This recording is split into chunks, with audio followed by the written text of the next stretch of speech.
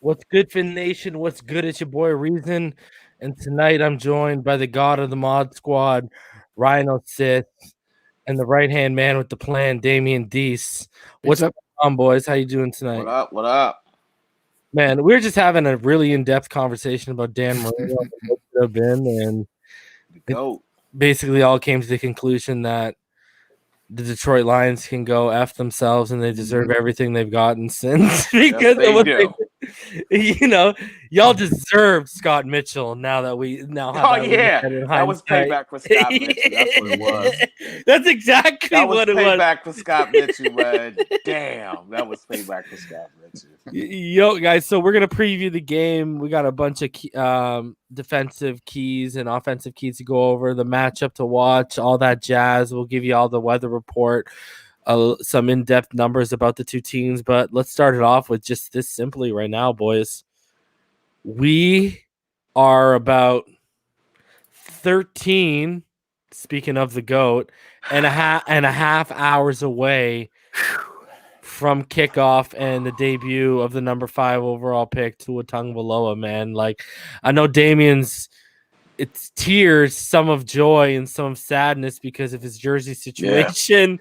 Yeah. but yo, man, like we are this close. And what's crazy too, guys, is we're trotting out there a kid that's we could make the argument that from what we understand is more prepared than what Joe Burrow was when he took his first snap, than what even Herbert was when he took his first snap. So, because he's had 2 weeks straight to prepare for being the starter after sitting behind Fitzpatrick. Like, guys, how hyped are you? And I'll ask you two because we didn't have you guys on. What are your expectations for Tua this weekend?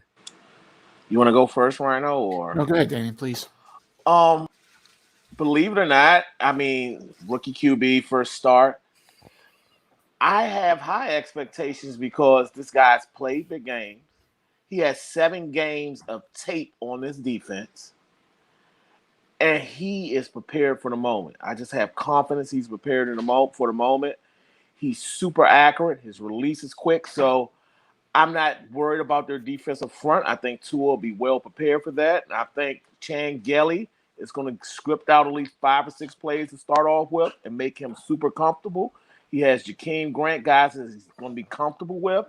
And I think he's going to have a great game. I'm not going to throw out his stats yet. I'll wait for that. But I think he's going to have a great game. And his little brother won his first game this week. This might be the Tagovailoa's weekend, man. So, hey, man, I'm optimistic. Yeah, Talia had a big game yesterday for Maryland against Minnesota. And I keep telling everyone, I tune in for Rashad Bateman. How bad is Tanner Morgan? Yo, I keep telling people, like, that's what makes it even more amazing that Rashad Bateman's been able to do what he's done, because Tanner Morgan is downright awful, brother. The Terps are a bad team, homie. Like, that's my name. That's our local team. Yeah. Like, they are terrible. They lost by 40 the last week. And Talia threw like 3 interceptions and like 96 yards. Yeah. I know. It's crazy, bro. Rhino, what are your expectations and how excited are you, brother? Well, we just got some bad news. Infamous Trauma tells us the clock's going back an hour tonight, so it's 14 and a half hours. Oh, Son of a bitch. Man. Thank you, Infamous Trauma. He's so right, too, because my wife told me like 5 times tonight, so. The one night you want to get more hours, you don't want Thanks for being the wife in the chat. Infamous Trauma. I'm of 2 minds because I know everyone wants to be reserved and not put the pressure on Tua, but the way I feel is that whether you try and hold it back or temper it, the pressure's there. And I don't think we have had a quarterback since Dan Marino who is built for pressure. This kid he's had a whole community on his back since he's a kid. I mean, to come into a game and to put a franchise on his back, I don't think is a big deal for him. I don't think it's too much for him. I think it's what he wants. I think we've seen him in every level that he steps up in competition. He doesn't take a while to get there. He's there. Yeah. So my thing is, I think they have given him the expectations within the team. I think they are real and achievable expectations, which is to be solid. to make good decisions, not to make any mistakes, and to be a leader. And I think that's it. I think that's all they put on him. And when you do those things, the rest will follow. With King Tua. And I'm sorry, that's what I'm going to call him. King Tua. He's King Tua to me, and I don't think it's too much for him. Like I said, this is. Can you imagine being this kid and being make a shirt? Can I make a shirt with that? Please do. I mean, look, his grandfather, his father, his mother, his community, everyone is. You're King Tua. This is not too big for him, man. I think he's ready. Hey, Pyro. Pyro. Oh, by the way, sorry. Thank you, Pyro. Happy Halloween, everyone. Guys, it's Halloween, but it's all right. Welcome to the spookiest episode. And if y'all stick around, maybe I'll tell y'all some stories because I got some good ones. Let me say this real quick. Just real quick. Say it, bro. Knock yourself out. No. Just rest in peace, Sean Connery, man. Yeah, man. That hurt me. Yeah, the god of acting, baby. God of acting. That hurt me. I just dropped the link for Pyro and Infinite Trauma to join, guys. Right now, I'm just keeping it with me and the mod. So, might drop the link later on if we got some time. 2020 right. Just keep on giving, man. So I'll let y'all know it's just for Infinite Trauma and Pyro, guys. For now at least. M Paisley 88, $2. That's why I even said it in the actual comment. M Paisley 88, $2 donation says real talk and RPO. I'm assuming means Breda. Because last I checked, Brenda's got a baby. You ran my mind. You ran my mind. Or Miles Gaskin and why? Either or. They actually either fit what you want to do in the RPO. I mean, look at Najee Harris right now. He's not an overly speedy back, but look at how successful they are. They have been running the RPO with a guy like that. Miles Gaskin or Matt Brady are good enough to run it. And I again think this is why they were going hard after Le'Veon Bell. Le'Veon Bell is perfect for what they wanted to do, and kind of is a cherry on top for that committee. And I think, the running game, not only does it make the RPO more effective, but it makes the quarterback's job a lot easier. So it's going to be, honestly, the way they're running right now, Gaskin, right? Yeah. I think Gaskin's making himself skinny more, finding holes on his own when they're not there, and Gaskin's just running harder right now. Breda, though, that's not to discount because there's been great games where Breda's been our best runner in the half, and all of a sudden they come out in the first 3 run plays in the third quarter to Jordan Howard, who's been on the bench in the first half. I don't get it. So, I'll tell y'all right now, the RPO and the pistol and the way they're going, it makes Jordan Howard even more obsolete, because if you go look at the sets they were running with Jordan Howard, they weren't running pistol sets with Jordan Howard. Look at Damien with the 499 says Tua time. Look at this guy. What time is it? What time is it? Yeah, I know, bro. I can't wait, bro. It's Najee Harris time. What you mean? Nah, man. If he's there in the second, then maybe. Bro, you seen the game? Oh man, you see the game? You see the game? Look at my boy Devontae Smith. This guy's making me smile even more that I had him as the wide receiver 1, bro. Bro, you're telling me you would take Jamar Chase over Devontae Smith? People are crazy, bro. Listen, man, they don't know. They just don't watch football. He's so complete, man. Bro, did you see that? Did you see that catch he got? I think that was at the goal line, and on their end zone, bro. He just caught physically, just out muscles the guy. Was that the third? Was that the second or the third touchdown? No, this is when they got the first down. When he caught the first down, they was backed up in their end zone. Because I know I saw the 2 touchdowns he scored in 3 minutes. Man, the guy tried to strip the ball out of his hand because he threw it to him to get the first down, and he tried to strip the ball out of his hand. You know what? Honestly, I think he's a better, I think he's a better route runner than Henry Ruggs, and I think he has better hands than Henry Ruggs, and I think he has a better catch radius than Henry Ruggs. I would not be surprised if, I'm telling you, Jamar Chase not playing is going to hurt his draft value. Because look at if Jalen Waddle wouldn't have got hurt too, he would have superseded Jamar Chase in the draft because he was balling out till he got hurt. Yeah. You know what I mean? And everyone was already like, yo, I keep telling people all the time. Last year he was only targeted 40 times. And everyone came away saying, yo, this kid is special.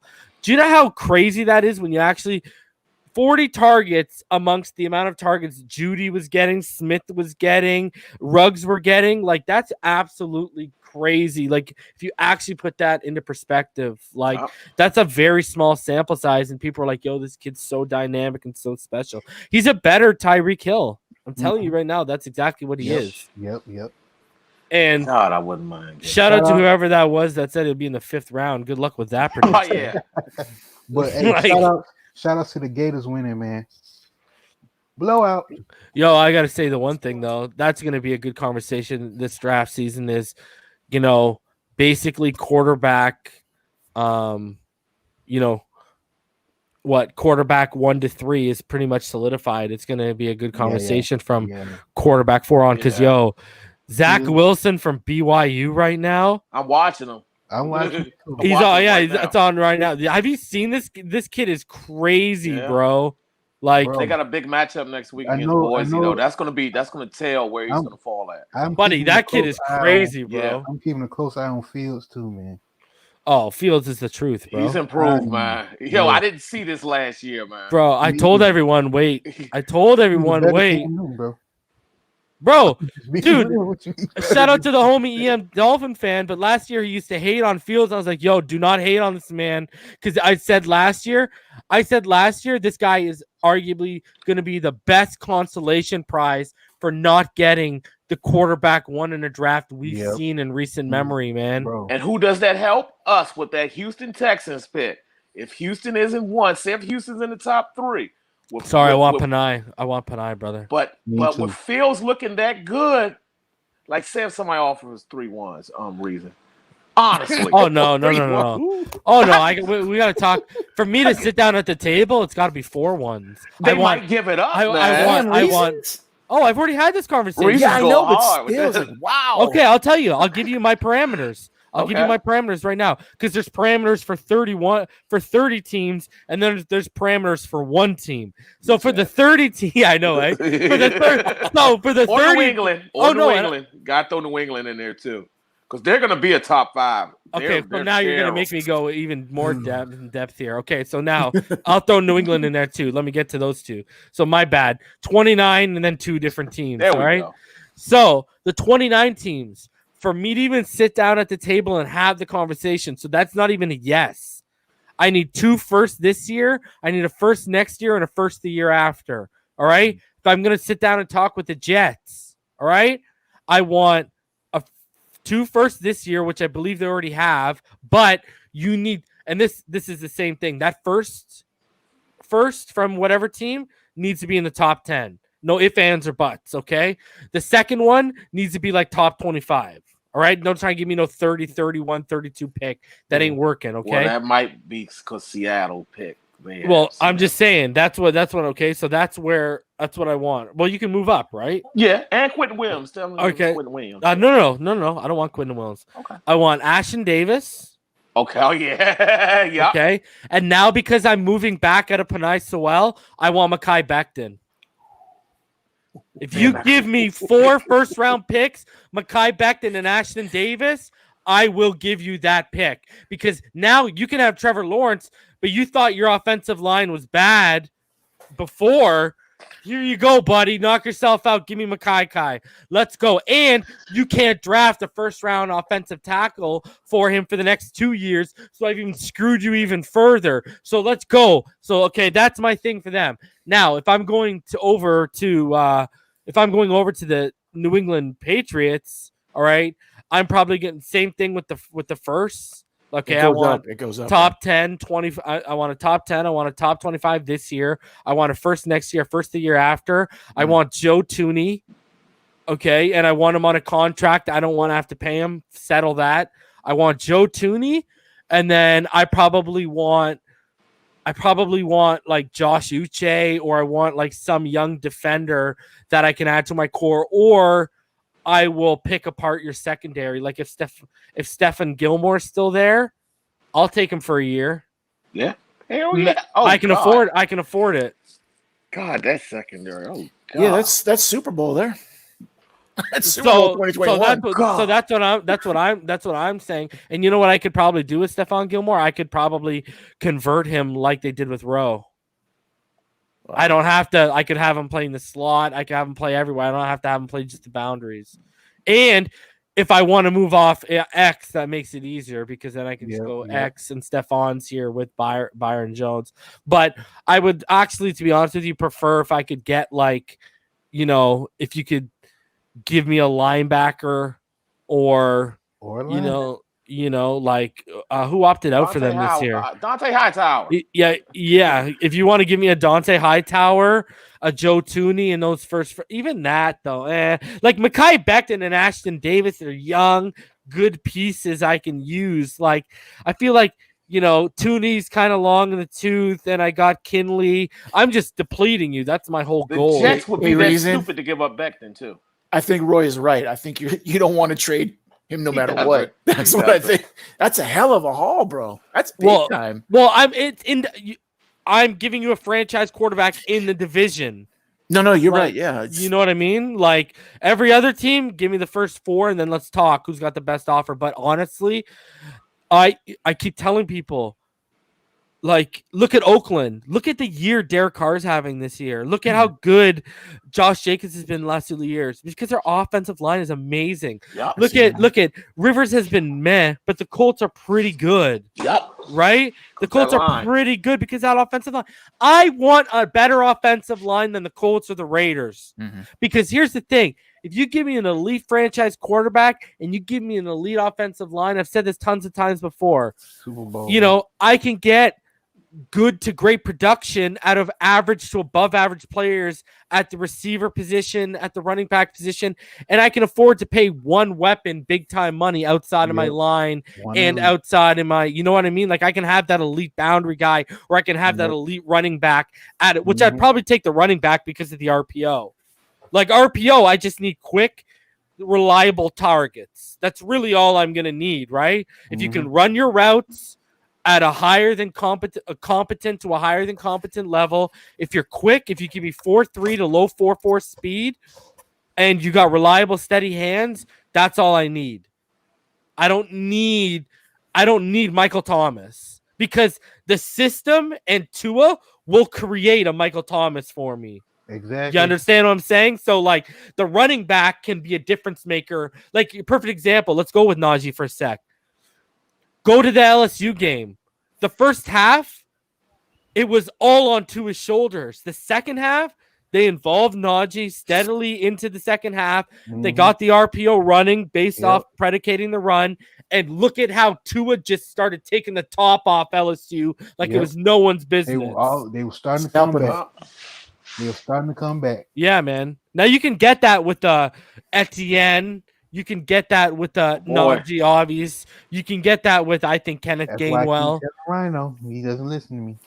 I do. But I want my back in the second. My thing is, don't do what you did with Dobbins last year.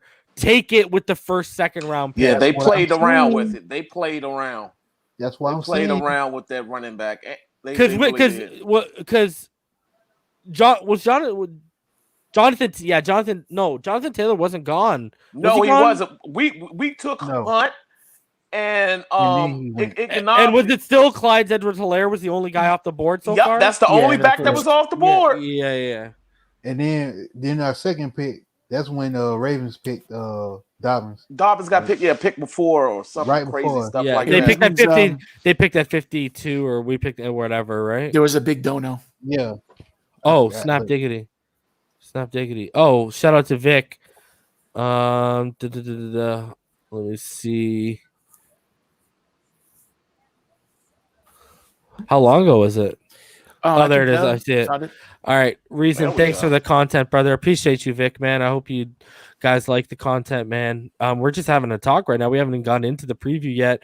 That's why we'll probably open it up a little bit for you guys after we go through. So, Daniel, all you guys who want to get down, give us a little bit time. We'll get through it pretty quickly. You know what I mean? We'll keep it quite concise. And anyone who's going to be coming on, I see them don't know. I'll get to it. Anyone who's going to be coming on, guys, give everyone a chance to speak. Try to keep your points concise. Don't over-explain. Don't get to your point. And then, if you're making a point and everyone's reacting to it, you don't have to react to everyone individually. Let everyone go, and then you can react. You know what I mean? Like, if Rhino goes, you don't have to react to Rhino before Damien goes, et cetera, et cetera. Okay, guys? One more reason. There you go. Yeah. Sorry. MPazy88 F and autocorrect. I almost said it, got me earlier. Thoughts on Jakeem Grant's importance in the slant game this week? Fitz didn't seem to look his way often. Yeah, I actually, and a shout out to the don't know. Basically, one of the things I highlighted is if you go back, if you go back to the second completion, that was an RPO, guys. The second completion for the first down, that was an RPO. And he had 3 progressions, right? He had a guy out wide, but that wasn't his progression. His progression was the drag across, and then the crossing route right above. Gesicki. Gesicki. And then he had Grant as the third. Mm-hmm. And you can watch the head twitch. There's actually, I saw someone else, some reputable film analysis guy actually did like a breakdown on Tua's stuff too. It's like 5 minutes long.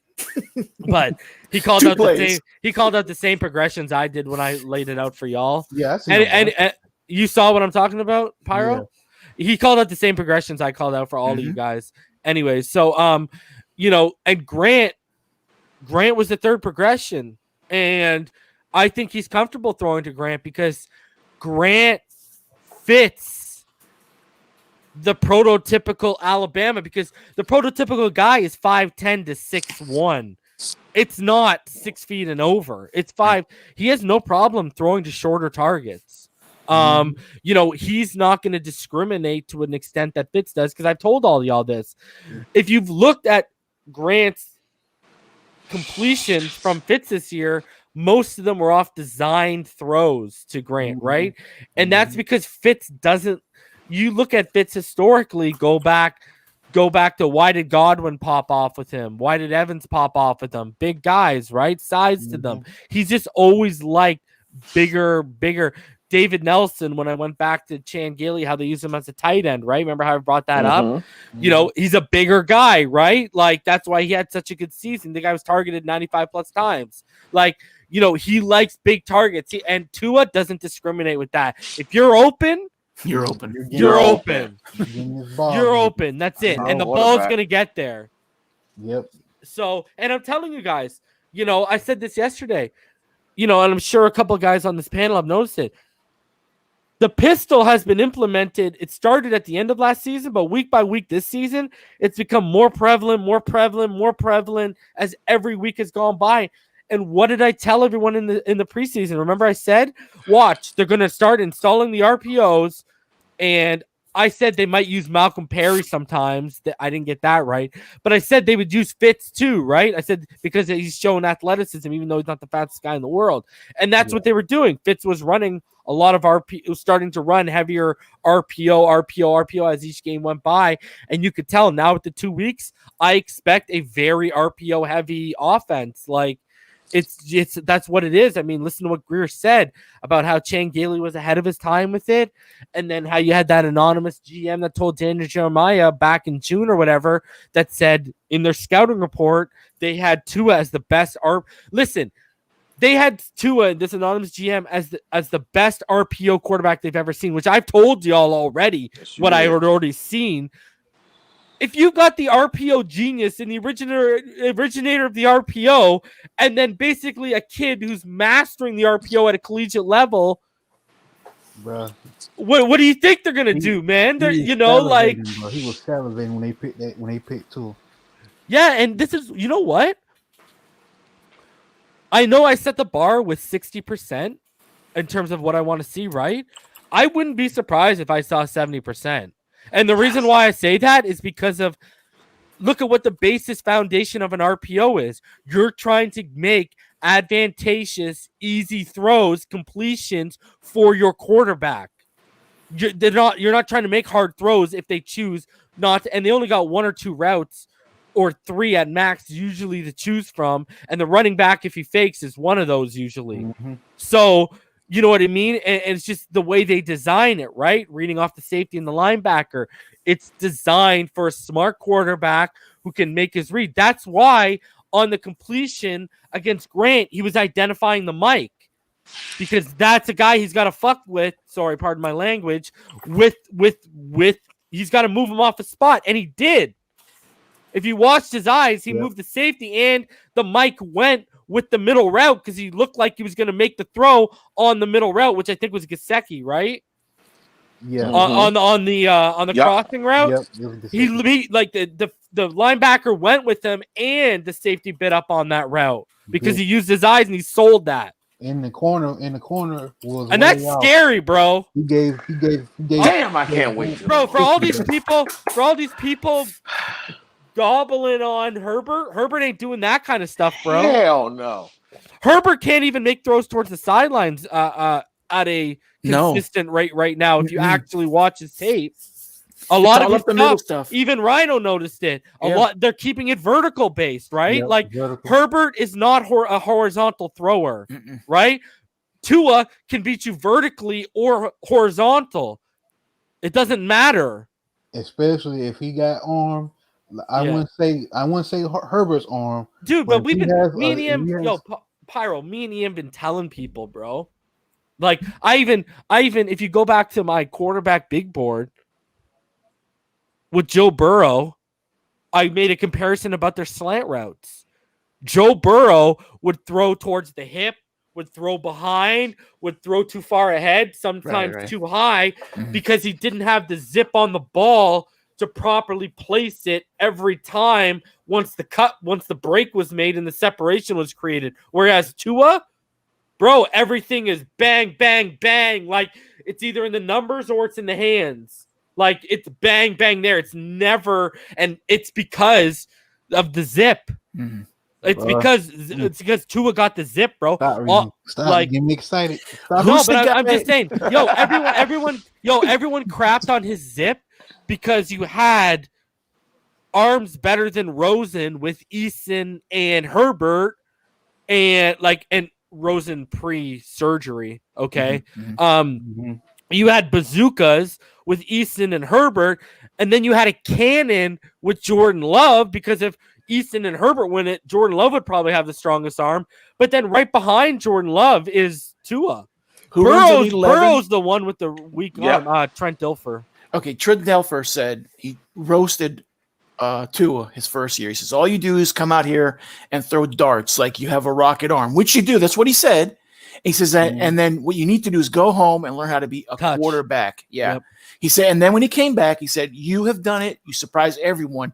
What it tells me is that he has the arm. But if you want to be a quarterback, you have to have it all. Right in the basket too, buddy. Yeah, and that's what he worked on. And dude, that's why everyone have a touch quarterback than someone that has a laser. I'm sorry. Well, and that's the problem with Herbert. Herbert hasn't developed that touch. He has it sometimes on his deep routes for sure. And there have been times I've highlighted in the scouting report when I did my big board where his feet were good, his mechanics were good. He didn't have that swimming arm I keep telling y'all about, and his mechanics were on point, and he would make a good throw towards the sidelines. It's just a mechanical thing with him. But Tua, every scouting report, whether you're amateur or professional, pretty much everyone agreed he had the best deep touch in this class, hands down. I mean, that guy can that guy places it right into the bread basket. Yeah. And he butters it right before he throws it, bro. And warms it up too. He butters it. Put that garlic on that sucker. It's just. I'm telling you, man. We'll get into it here, but man, it's gonna be.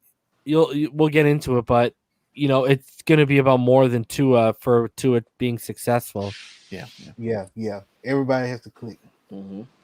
That offensive line, specifically Robert Hunt, I'll keep hammering until I'm blue in the face.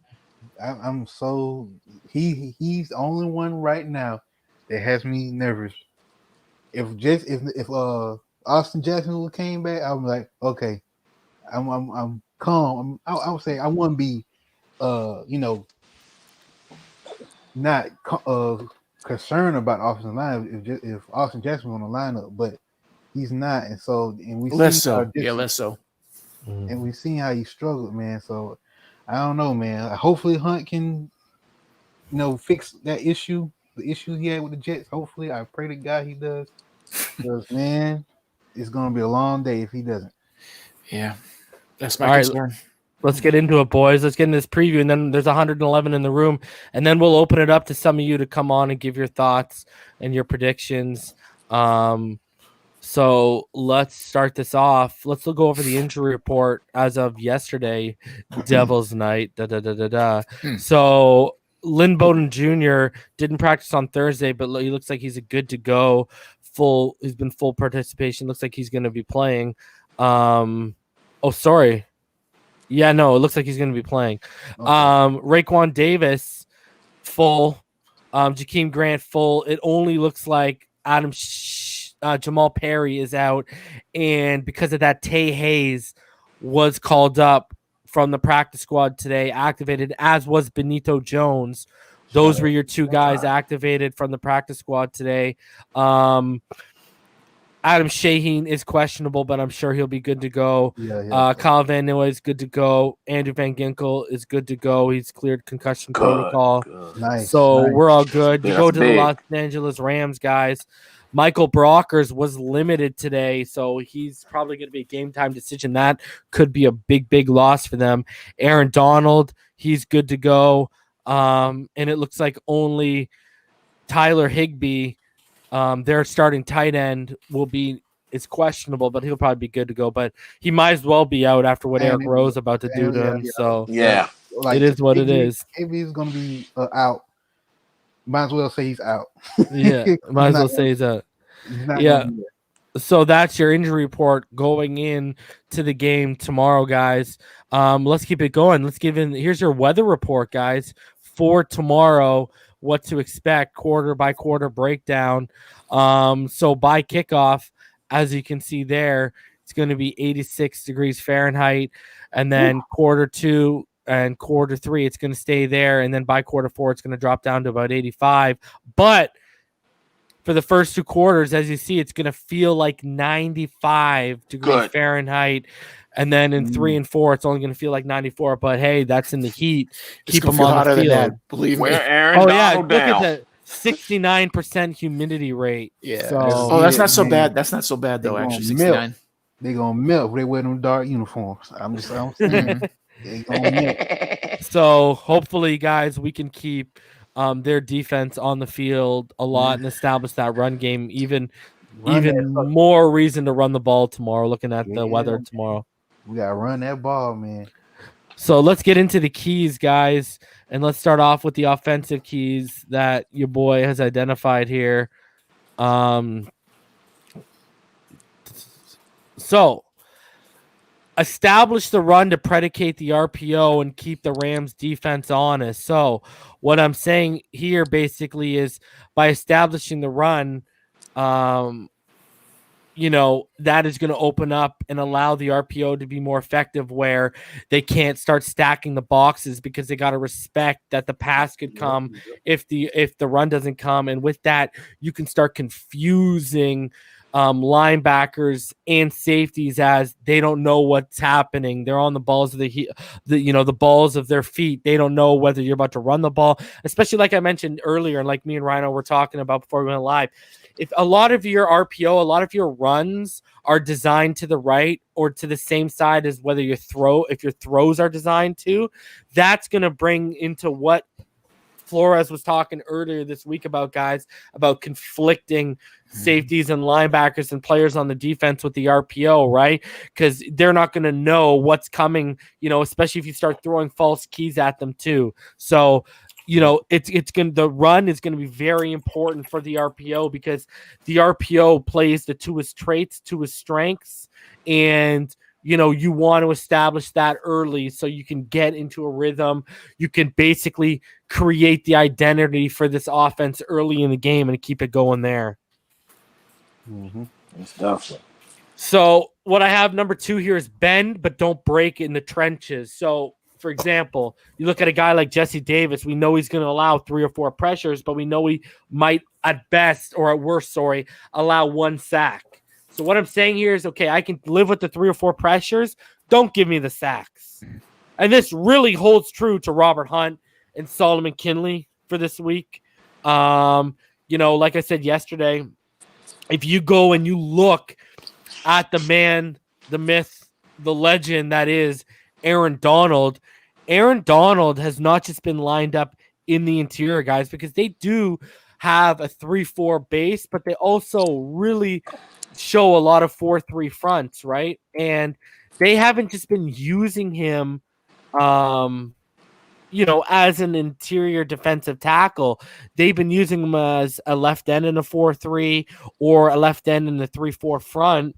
And that left end in a 3-4 or a 4-3, you can technically call that a defensive tackle when there is a nose, because Sebastian Joseph Day usually takes up the nose, the snaps when they do that. So, I mean, you could technically call him a defensive tackle, but it's technically a left end too. Right. And you look at it, man, they've played, we're already they're 5-2. Guys, 3 of those 7 games, he's played technically the majority of his snaps at left end in a 3-4 or 4-3. So they're comfortable with doing it. And then he's had 2 games where he's been a right end for the majority of those snaps. So they're comfortable with doing that. And then there's been 2 games where they were a 4-3 base and he was the majority a defensive right tackle in the 4-3 base. So they're comfortable with moving him around on that offensive line. That's why I don't expect him just to face off with Karras. And Karras, even, we can all agree, Karras has played better the last couple of games, but it was a rough go for the first couple of weeks. You know what I mean with Karras? So, yes. This is what I mean, guys. Give up pressures. I'm fine with pressures. Fine with pressures. Hurries, I can cope with. Don't let the number on Tua's jersey hit the turf. Don't let it get there. I want it clean. That's what I'm saying. God. Give us a clean pocket. And this isn't for injuries. This is so he can get comfortable and we can slice and we can dice them over the intermediate and the short levels, right? Yep. So this is what I'm sitting here saying. Like, this isn't about a fear of injury. This is about getting the kid comfortable, letting him find his rhythm, getting this offense flowing and a rhythm in itself. Yeah, so he's a rhythm passer. Exactly, right? I would say exactly, Damien. And I would say the first key will also help the second key. When you get the running game, keep them honest. They won't pin their ears back. You know what I'm saying? It's hand in hand. Works hand in hand. I agree. And then the third key here I got is take what the defense gives you and protect the football. So, we've heard me and EM have this conversation. We've had this conversation, all of us, where Fitz gets greedy and stops taking what the defense is giving to him, forcing, and that's what leads to either close interceptions, bad throws, pass breakups, or interceptions themselves. And, I've already highlighted where rookies, especially I think a smart rookie like Tua, they tend to take what the defense gives them a lot more because they don't want to make mistakes, right? Mm-hmm. They tend to not to be overly aggressive, right? Because that can lead to mistakes. And I think that's the perfect way for Tua to play it. Just take what the defense gives you, and when it's there, take your shot. When it's there to go over the top, you've moved them up either through the run or through a lot of short stuff, 6 to 8 yards, and you've moved them up, then go over top. Play it smart. If it's there, if it's not there, don't take it. So just if it's there, if it's 6-7 yards, take the throw. Okay, because if we're averaging 3.5 yards a carry, we'll get the first down with 6, 7, 8, 9 yard completions. And 6, 7, 8 yard completions will lead us to a lot of second and shorts or third and shorts. And we don't want this, especially in RPO offense. And with a rookie, you don't want to be playing behind, and you don't want to be in third and longs. I think we can all agree with that. So take what the defense gives you. It's going to make life easier for the offense. Any thoughts on those guys? No, I think man. establishing the run is probably the most important, which is why you have it the first. I think that's key. Yeah. That's key, man. And keeping within the system and not going too much, like you said. Yeah, it's got to be the thing. Yeah. Mm-hmm. All right. So with our defensive keys, and this is going to take one of these is going to take a little explaining. Well, I kind of did a little bit of it, but so number one, slow down Darrell Henderson. Yes, it's not Todd Gurley, but Darrell Henderson has been very, very good this year. I don't know if you guys have seen how well he's been playing this year, but Darrell Henderson has not been a joke, and this running game has not been a joke. Even if a guy like Cam Akers isn't absolutely popping off right now, but I think containing and stopping them, because this is a guy who could very well put up 120 on you. I think this is going to be, a massive, massive key. I mean, he's got 87 rushes for 411 yards and 3 touchdowns right now. He's averaging 4.7 yards an attempt. Got to get that number down. We can't have a guy averaging 4.7 yards a carry against us, right? So, I mean, he's only had 20 carries once this year, and that was against Buffalo, and he had 114 yards. So, I mean, this is a guy where we're going to have to pay attention, because even you look at the Jags, we beat them pretty handedly, but James Robinson was still pretty effective against us. I think, in the passing game too, right? So, contain Darrell Henderson, slow him down. And then create pressure so Goff doesn't settle in. I was talking to Rhino about this. Damian Pyro, did you guys know Goff only has 4 interceptions this year? He's my fantasy quarterback. I think this week. Yeah, he's not turning the ball over. The offense they got. They added Van Jefferson, Robert Woods, Cooper Kupp, Tyler Higbee. And he's making smart decisions with the football this year. He doesn't look like how he did shaky at times last year, and a lot of it is goes hand to hand with what I'm saying on the third key. Now, guys, if you go back to my Jerome Baker film analysis, and you know my problem that I had with him and Landon Roberts, especially in the RPO game, guys, remember, what was I hating on? Their read and recognition skills in the RPO game against the Patriots were very poor and very troublesome, right? You guys remember me going off on that? And you remember me dragging those jabronis from Fanatics Network over it too, right? So my third key here is second level read and recognition. And why it's going to be so important is I kind of highlighted it yesterday, but don't fall for false keys or fall victim to confusion with Rams constant motion at the snap. Now, what that means is the Rams are number 2 in the league with motion at the snap, not pre-snap, at the snap. And what's that doing is that's setting up keys that can later be used as false keys to bait linebackers or safeties that are up in the box into thinking a play is going to go one way. So, for example, I was saying to Rhino earlier, let's say I'm running a counter. Let's say I'm running a counter out of the pistol to the right, okay?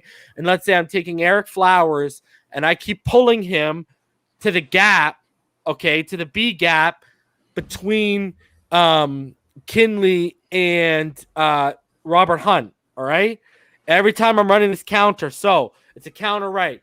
So I'm giving him the ball to the left. He's faking like he's going to the left. He's countering to the right, and he's shooting that gap. Now what I can do is if I've run that play 3-4 times, all right, and that motion happens at the snap, or, okay, let me use it better this way. Let's say it's an inline Durham Smythe, and I'm motioning him to come over to that gap instead of a lineman, let's just say, because it works better that way.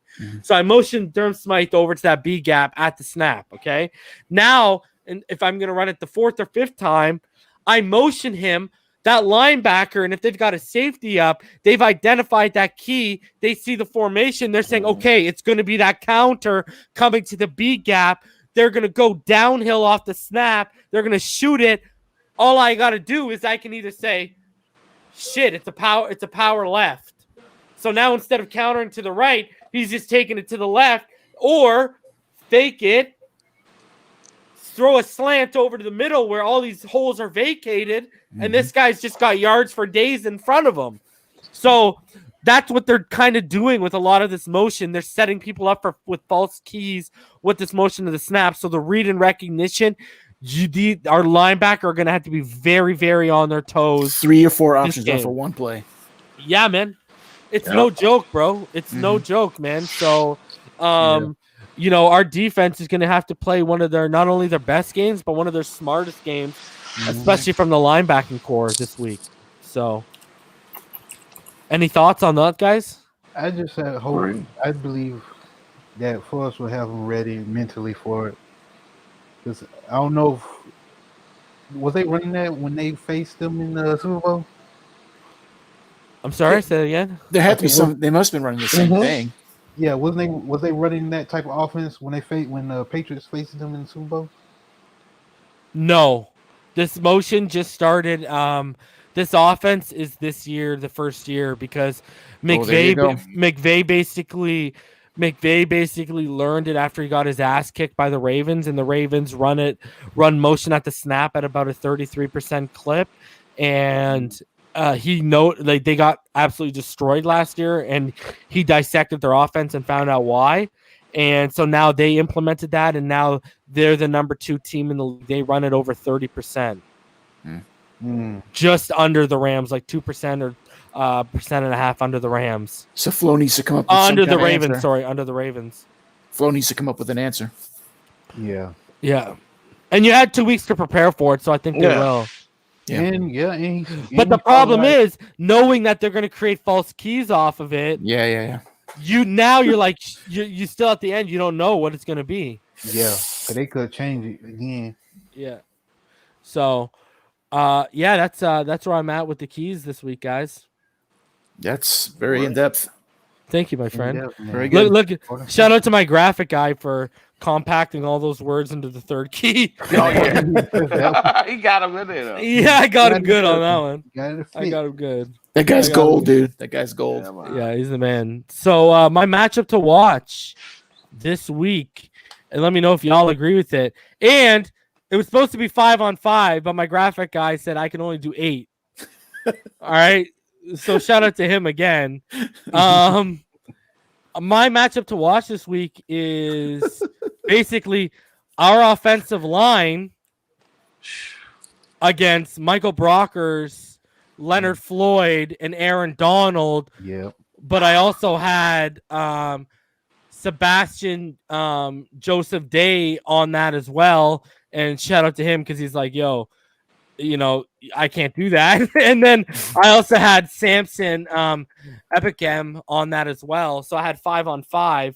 I basically had their 5, their outside linebackers. They have a 3-4 base. So I basically had their front 3 and then their 2 outside linebackers. But yeah, I went with their best outside linebacker and their best 2 interior players. And so that's my matchup to watch is basically our front versus their front. That's where I'm at. Trenches. Yeah. That's it. O-line gotta step up. Oh, that right side, you shout out to the homie Richmond Webb, guys. If you haven't checked out episode 5 of The Finish Line, go check it out on Spotify, iTunes.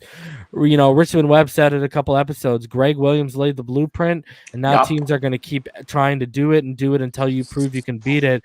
The thing that scares me, guys, this is a much more talented front 7. Oh, you look beyond Quinn and Williams. Who are you really worried about with the Jets? Yeah. That was all scheme. The water boy. Yeah. The water boy. Quinn and Williams and Greg Williams are the only ones you're afraid of. And one of them's a coach. One of them's a coordinator. All right. This is a legit front 7, and even the secondary is playing well right now. The secondary Ramsey. is no. Yeah, Ramsey. Here's the thing. You look at. Did you guys hear what I said yesterday about Howard and Ramsey? You got number 1 and number 2 in the league, where guys who have allowed. X has 3 games this season where he's allowed 0 catches, and Ramsey has 2 games this year where he's allowed 0 catches. They're number 1 and number 2 in the league. How's Devontae's growing? Well, it looks like he's fine. Looks like he's ready to go. All right. He's played through it for 3 games, 2 games. So just play through that. I don't know, man, but like, you look at Brandon Staley too. Like, they have a good defensive coordinator too. He's a rookie defensive coordinator, but he's good. Like, he's shown that he knows how to handle and deploy this talent. So I think I've talked to you guys. I think we talked about it backstage, right? Like, the thing that worries me about this team too, offensively, is you go back to that Bills game, that second half.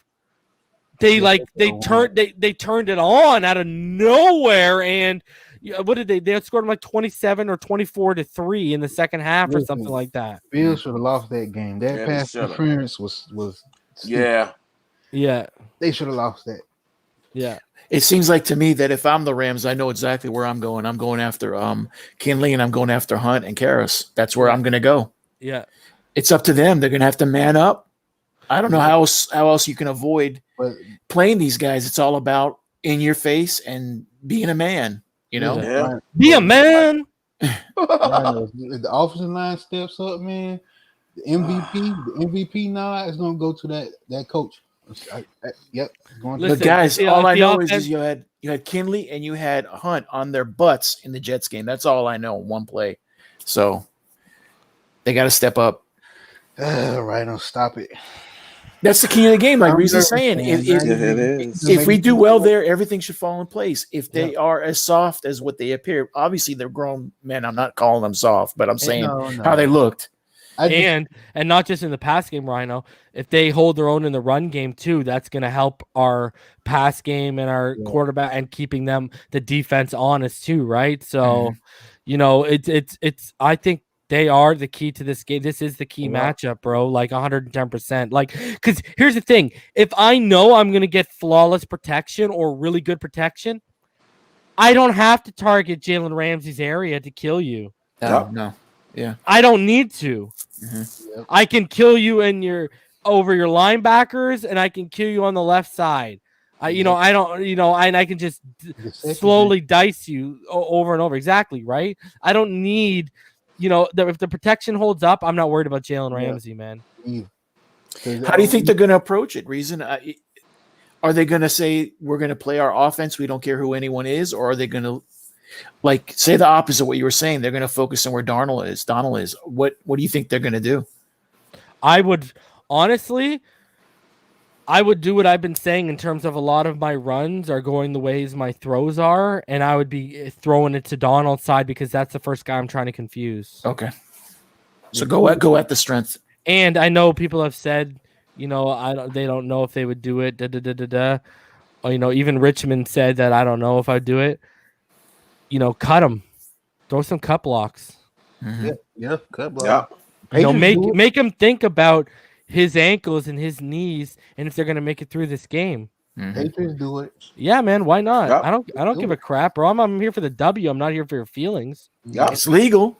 And Jordan Butler who says, who is Jalen Ramsey guarding? Parker. Yeah, Parker. probably. I would say Parker probably. Parker. If you don't guard him, Parker's gonna pop off this. He's gonna take the top off the defense. You've seen it. You've seen it as soon as he got targeted once in that 49ers game. I mean, I think Preston Williams got the touchdown. Once he moved the chain, and then they target Preston Williams, touchdown. So obviously they're gonna try to shut him down. But like I say, what Reason said, because with rookie quarterbacks they like to target their tight ends. Now you got to worry about Gesicki. If Gesicki goes off, I'm just what else are you gonna do? You know what I say though? Gesicki does have a good matchup, and I was actually thinking about it. John Johnson's a beast, bro. And if they're gonna have John Johnson on him potentially, because he plays in the box a lot, right? Like their safeties, Jordan Fuller and John Johnson are good. Like that could be a decent matchup to see what he's got. I forgot about Johnson. You're right. Yeah, he's a beast. Rams got a lot of talent on defense. Yeah, their secondary is pretty good, bro. Yeah, A lot of talent. Yeah, their secondary is no slouch. It all comes down to the running game, man. That's Yeah. the biggest key right there. Running game. We got to get at least 200 yards running. God damn. See, you just take it too far, Pyro. 200 yards? Are you crazy? Yo. If we get 130, man, we're 90%. Okay. Bro, I'm just hoping we get 100-yard back. I mean, I hope you're right, Pyro. I hope. Listen, I'm joking. Damn. I'm joking. That'd be great if they get 200 yards, Pyro. I'd be so happy for you. Listen. Yo, guys, give me a care sec. about I'll be at least right. 100. I'll be right back. Rock it for a sec, okay? I'll be right back. All right, Gotcha. Weezy. Listen, all I care about is at least 100. I'll be real with you, just 100. 100 total or 100 for a running back? Total. It don't have to be just one running back. Just get 100 yards total. I'll be good. I got to tell you the one thing that I'm looking forward to, and it seems a little weird. I'm looking forward to the first hit Tua takes. I think that's important. It is. He's got. I don't know. In my mind, I'm like, dude, let's just call a rollout. Let's just call a rollout the first damn play. Let him get tackled. Just get it over with. It's important for all of us. All of us. Man, He has, and it's important. I'm pretty sure for his psyche too. Just get it out the way. Just get it out the way. Because I'm scared every time he step back. I'm a little. Yeah, for sure. Because I remember when Marino went out from his Achilles and he came back. I was like, man, the first thing we need to see is him if he can just take a hit. Yep. And after he took that hit, you could see it, man. It was like, all right, I'm good. Yep. Let's go to work. Yeah, man. I'm scared about that. About him getting hit?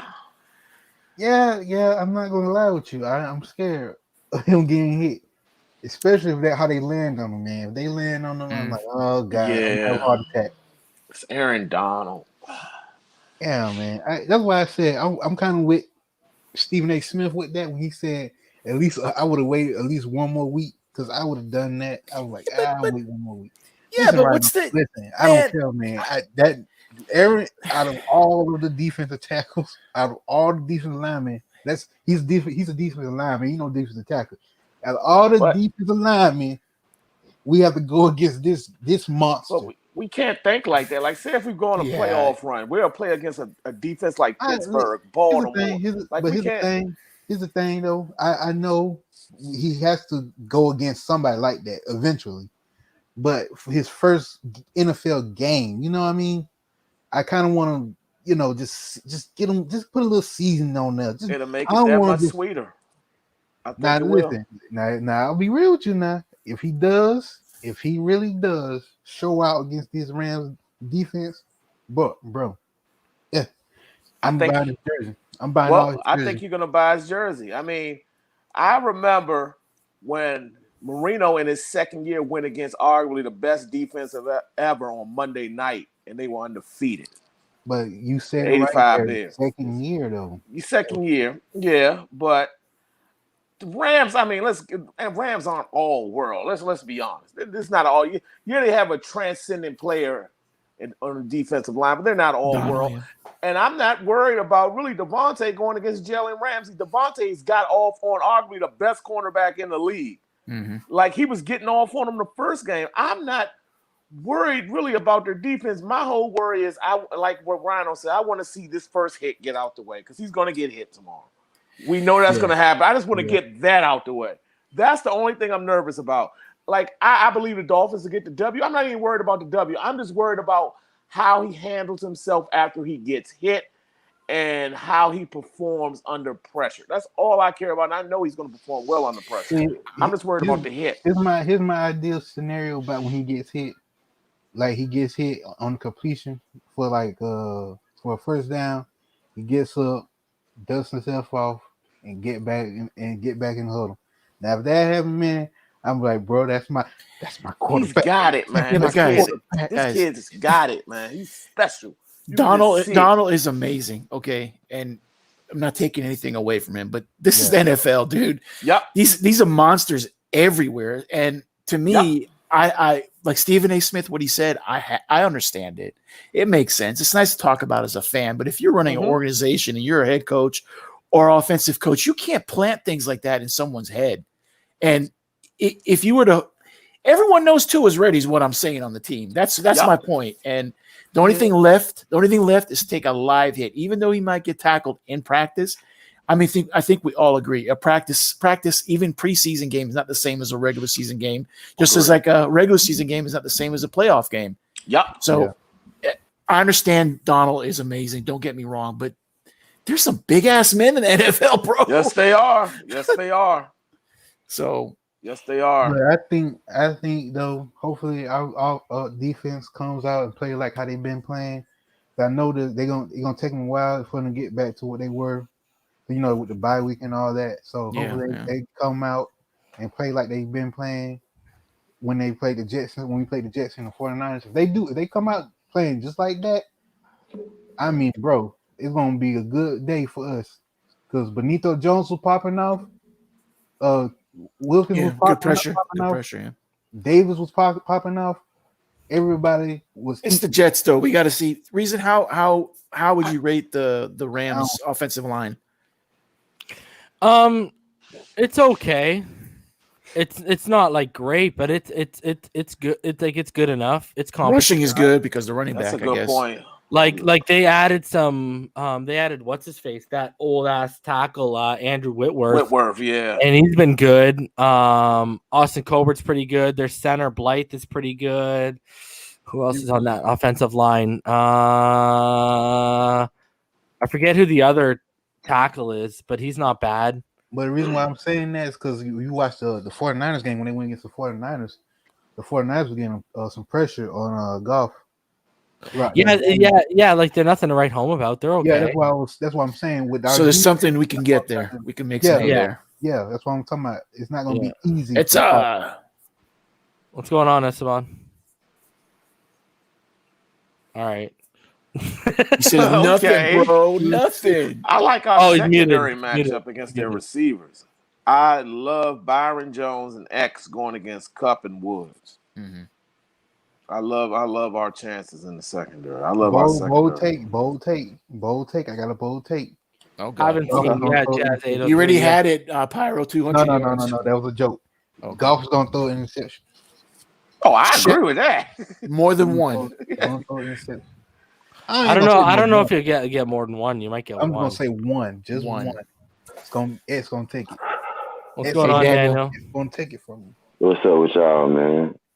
Yo, I ain't ready to see this. Yes, bro. The X, man, bro. Like, the best thing when I watch the Dolphins play, the most entertaining thing to me to watch is the defense, bro. I love watching our defense on the field. Like, to me, the X-Man is like Deion Sanders. He like prime time. He get a turnover.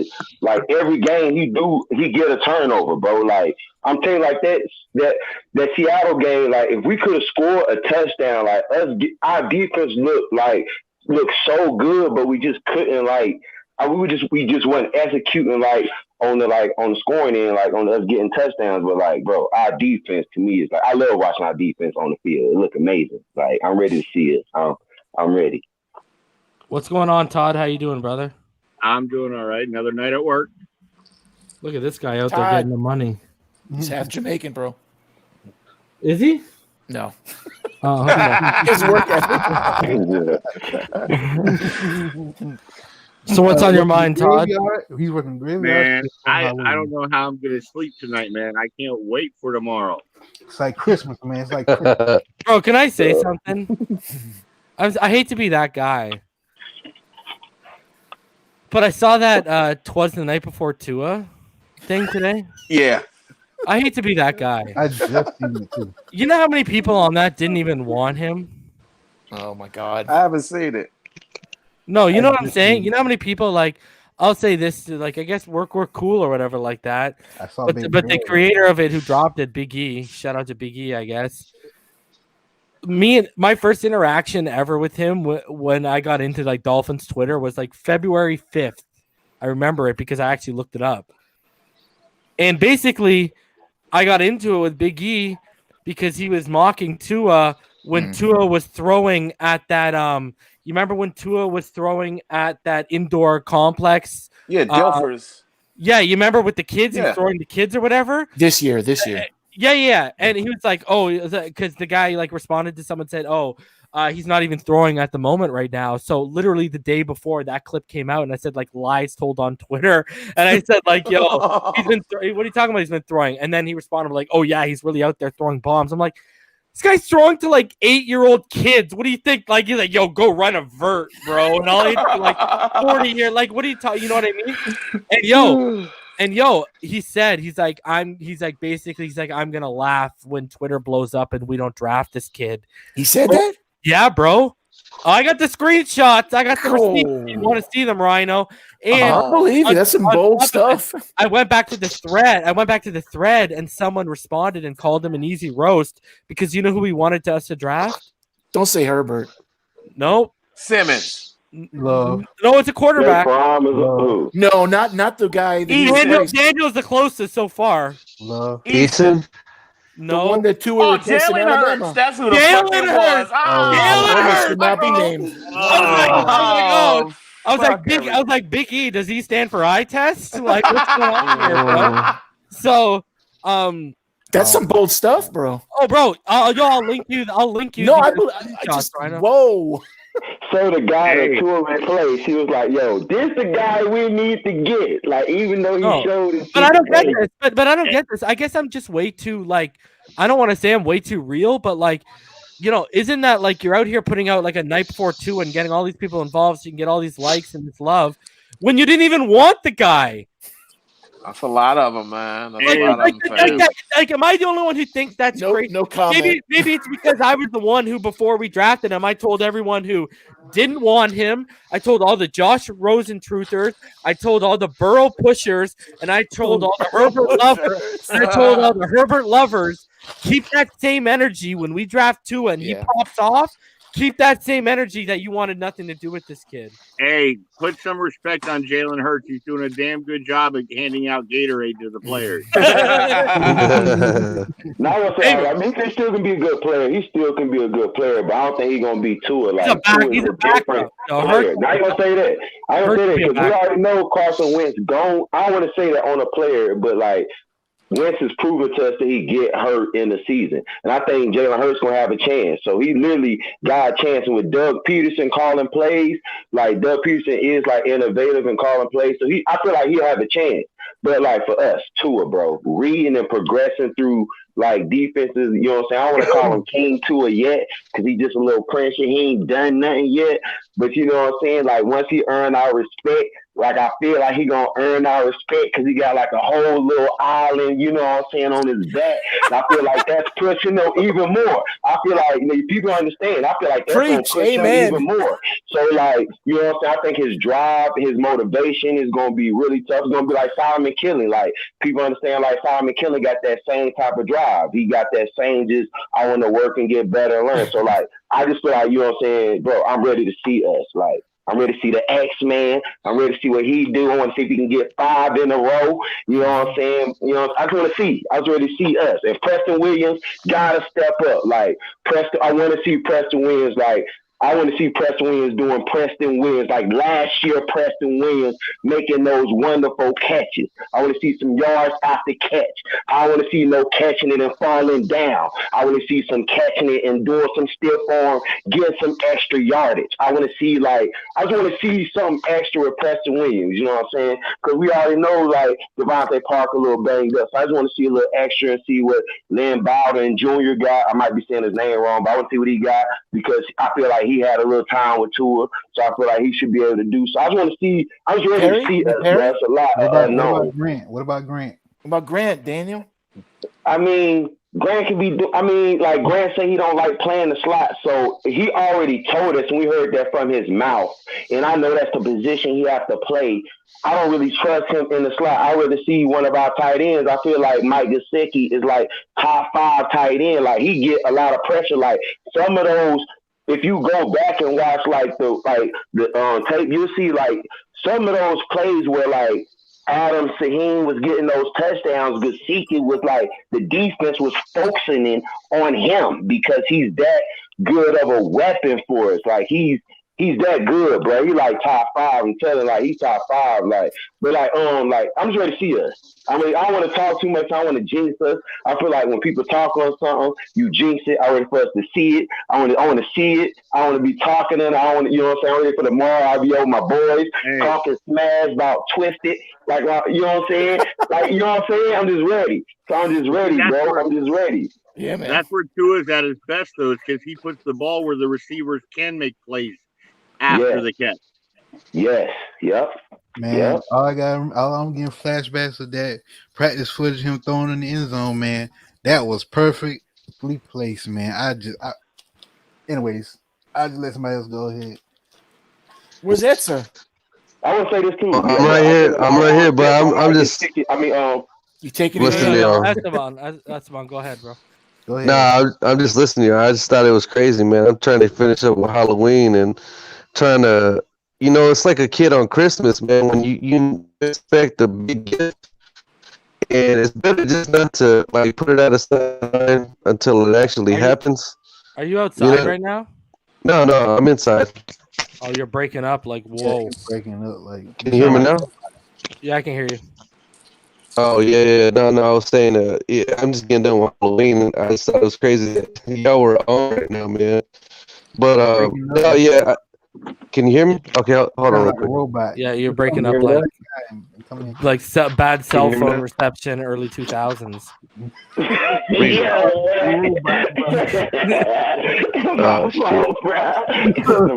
Hey, Reason. Yo, hold on a sec. Let's see if Esteban is good. Are you good now, bro? Oh no, he's. Hey, Reason, did you What's see? good, bro? Hey, you see the defensive tackle? We kept him up this week. Brought him back from the practice squad. Now he's stuck with the team for the year. Yeah, Benito. Yeah. So that tells you they're not making a move. Yep. Hey, fellas, can y'all hear me? Yeah, I can hear you now.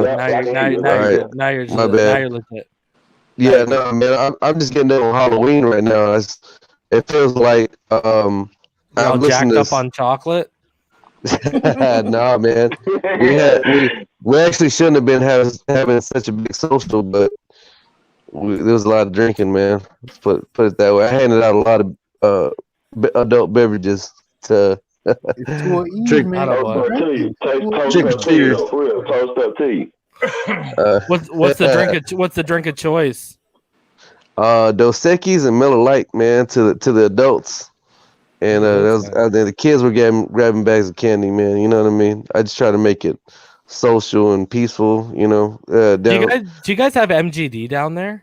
Yeah, Miller Genuine Draft. Yeah. Yo, that stuff's like water, eh? Like that stuff just goes like a 6-pack is done in like 6 minutes. Every time someone says Miller Lite, I always think of Miller Genuine Draft. Well, I got a 24-pack of Miller Lite because I knew nobody was gonna drink it. So I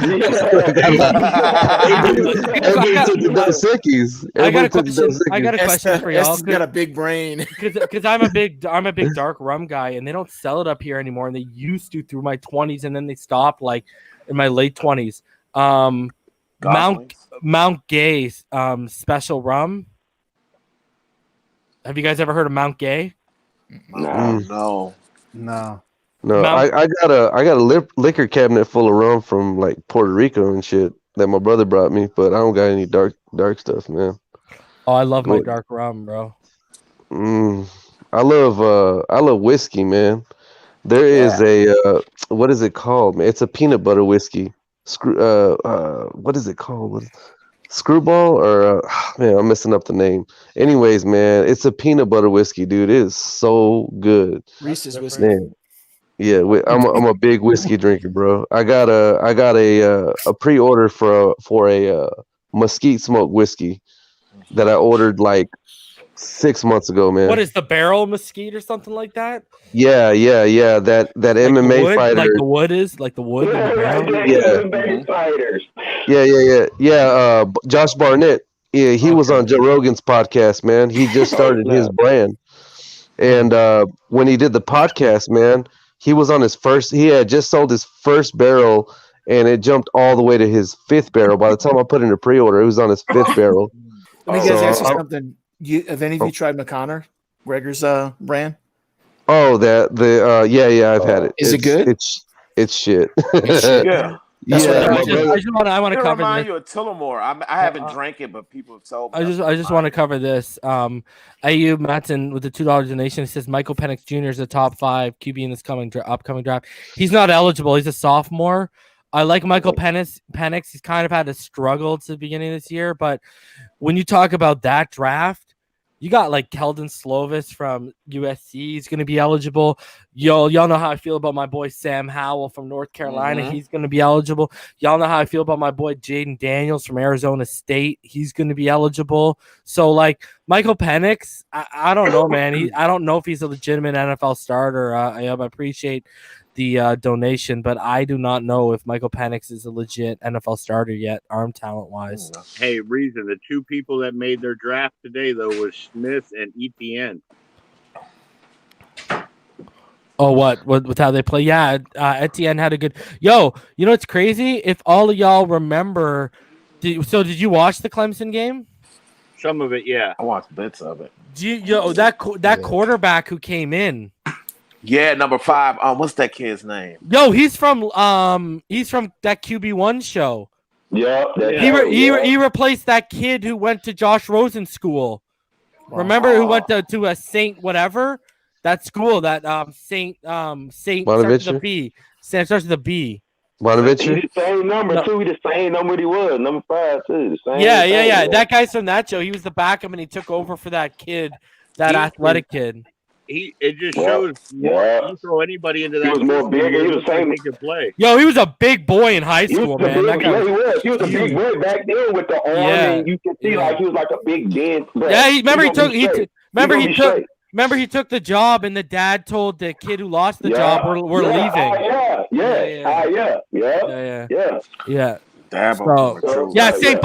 St. Bosco, St. John's Bosco.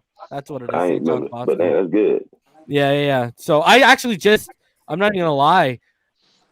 Last Chance U, I just watched it for the first time like a couple months ago. Not even like a month and a half ago.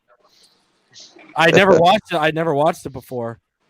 So that was you should watch it. It's actually kind of crazy, bro. Okay. Yeah. Man, I'm not gonna lie. I didn't watch any games today. What did I watch today? Busy with Trick or Treat.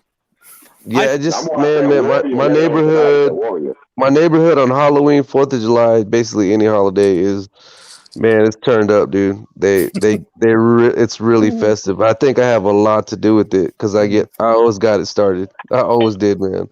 I just go outside, pull out a barbecue pit, and then start drinking, put on some music, and then everybody starts coming outside, man. It's real social, man. So pretty cool, man. You know what I mean? That's pretty cool, man. How did Zach Wilson end up doing, Damien? Because I stopped watching. Oh, they're up 35-3. He has 2 touchdowns. Bro, did you see my boy? 20 yards. Did you see any of the North Carolina game today? No, I missed it. Bro, they lost. Yeah. And Sam Howell threw for over 400 yards, 4 touchdowns. Bro, that receiver's number 2. That receiver's a beast, bro. Their defense is Diami Brown or whatever. Yeah, he'll be. He's a monster. Their defense stink. Is terrible. Wow. Bro, USC's defense is terrible. Yeah, and I watched other than Chaz Surratt. Surratt's amazing. And then I watched some of the Ohio State Penn State game. Justin Fields is legit, bro. I've been on his. Yeah. I've been with him for like 2 years. This guy's the real deal. You're right. He is. And then I watched him in QB1 a month ago because I had never watched QB1 before. And I was like, yo, Justin Fields even more legit than what I was telling people. This dude. Parsons did good. I did watch some of the Clemson game because I wanted to see how they looked without Trevor Boy. So I'm gonna go back and watch that Texas game, but I saw that Joseph Osai had. I didn't watch any of that. A handful of sacks. Yo, are you an trash? Yeah, and I was gonna say, are you an Ellinger fan, Esteban? He trash. I just think that the Texas coaches don't really coach up the players, man. I think he might possibly have potential to be better. But I don't see him being like. You got some. I'm a fan of him. Joseph Osai is legit, and Caden Stearns is legit. Well, he's been. I don't know if he played today. I didn't watch the game. I know he's been hurt, man. Who, Caden? He got. He really hasn't had a whole lot of opportunity.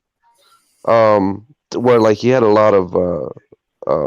Yeah, but Joseph He hasn't been Asai, really. dude, Joseph Asai involved. might be a sneaky pick for our defense, bro. That That guy's Oh yeah, he seems like a He's a- scheme fit, man. yeah, because outside linebacker. they use him right? at linebacker. Yeah, outside. They use him as outside linebacker. They put him at D end. Yeah, He's real opportunistic. he's Got real good legit, instincts. bro. He's legit. Yeah, he's a. You know, he reminds me of another player that they had. What is his name? Man, Arakpo. Washington drafted. Just really athletic, real, just mean, like just a junkyard dog, man. That's who Osai reminds me of. You know who really jumped up my board in his debut? I actually didn't see how Michigan did today, but last week that Quiddy Pie guy. Oh, what I saw from Quiddy Pie last week out of that defensive, that edge player. I don't know if y'all watched him from Michigan. Watch that kid, bro. Yeah, that kid looks like he's gonna move up draft boards.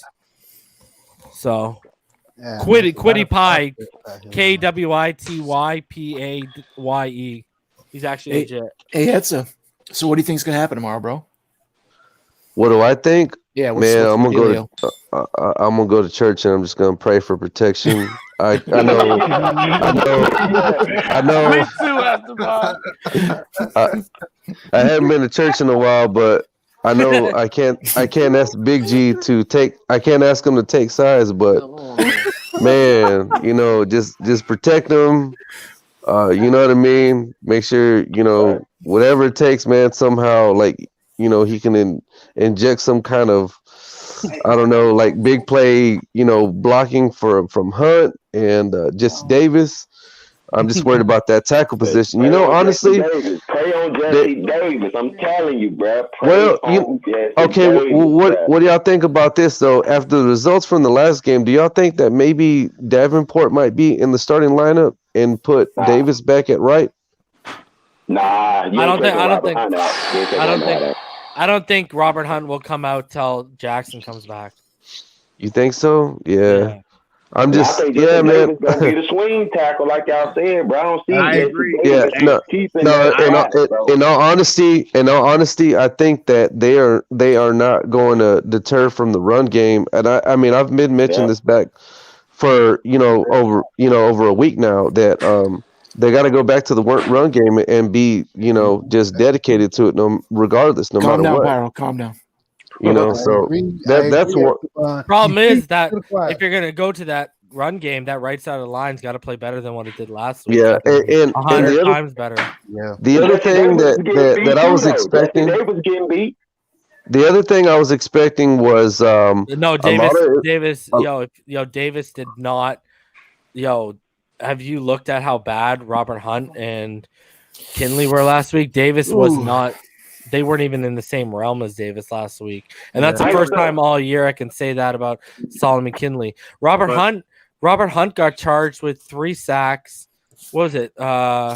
Let me look it up. Exactly. I just know he was on his ass. Can I say this real quick? Like when you watch it though, like when you see the play, like you see him like getting nervous, like on his foot places. It's like he reacting differently because of the speed. Like to me, I feel like he just got to keep getting that game rep. Like, cause like you see his foot placement is like weird because I think it's just the speed in him reacting to it. He's not athletic enough. He's not athletic enough. We can't say we see the athletic ability. Yeah, I have because I've seen him. Because I've watched him. So Jesse Davis, you trust Jesse Davis? I watched Robert Hunt. I had an evaluation on him before the draft. I watched him at Louisiana Lafayette, man. The whole issue with him was the footwork is because he doesn't have quick feet because he's not overly athletic. The problem was not whether he was going to be able to take on power guys. The problem was whether he was going to be able to take on guys with elite athletic bend to their game when they come around the edge. And the other problem he was going to have was guys who can convert either power to speed or speed to power. That was going to be a problem for him, and that's what you saw was a massive problem for him because but the problem is when you got guys like that, they can blow past you and they can get into the backfield Yep. with the in the run game. That's why you rated him as a guard. That's crazy. That plays with Jesse Davis. Reason rated him Bro, as a guard. That's bro, what it's- bro. Robert Hunt. I don't know why you're arguing this, bro, because you watch broadcast. I watch broadcast and all 22. I'm telling you right now, Robert Hunt had the worst game we've had from a right tackle this year last week.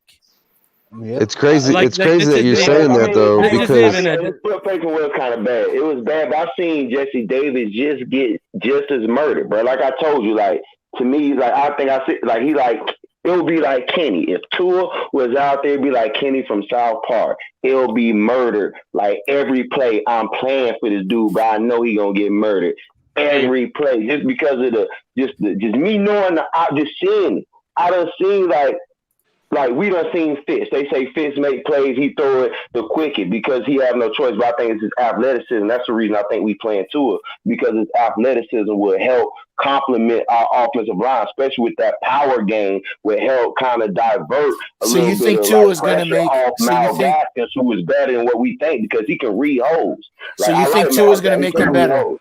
So you think Tua is going to make them better? Is what you're saying? I think he'll make the offensive line look. I think he'll make the offense, yes, because his mobility, he's able to stretch plays. Like I do hope Fitz was mobile though, man. And, But here's the thing, I do though. hope he dive at the perfect time. I hope he don't hold the ball. I hope he like throw it away. I hope he don't take like crucial hits because I don't want to see him get hit. But Daniel, that's fair, and I think everyone will go along with that. But Reason is talking facts. He's talking what is on tape. That's what he's trying to get across to you. That's all. It was crazy that Reason mentioned that though, because I was about to bring that up. Do you realize Solomon Kinley did not allow a sack all season, and he had never had a game where he allowed he had a game 3 straight games of 0 pressures, and 1 pressure until last week, where he had 3 pressures, 2 hurries, and 1 sack, while Hunt allowed 4 pressures and 4 hurries alone last week. Can I be honest? Can I be honest with y'all? That's 7 interceptions. Can I be honest? I'll be 100% honest. We've already gone over. Hold on, we've already gone over why Fitz 3 interceptions. This has been a subject of multiple episodes we've talked about. It's because he wasn't IDing underneath hanging defenders, whether it was a linebacker or a safety or a corner. And bro, I'm talking, dog. Listen, I've told you this multiple times, dog. All right, so let other people talk and don't cut people off. All right. So, anyways. That's the whole thing with Fitz. Is Fitz started pressing and throwing into windows instead of taking what the defense was giving him. He started pushing into routes where he shouldn't be throwing towards those routes instead of just taking what's in front of him. He got greedy. That we've gone over this with Fitz. Fitz was having great first half because he was killing the defense based on what they were giving him. Second half, all of a sudden he started pushing things deep and you could tell he wanted to run up the score instead of organically just taking what he was giving, moving the football and putting points on the board. That was your problem. And he did the same thing. That's why we weren't converting. And that's why we weren't scoring against Seattle. Because, for example, on 3rd and 3, and some of it does come down to play calling too. It's not just Fitz. For example, on 3rd and 3, in the Seattle game, he tested the secondary double coverage against Isaiah Ford about 20 yards downfield instead of Chan Gailey calling a run play when the run was working. So it's not just Fitz too. The play calling wasn't helping Fitz at all at points too on 3rd down.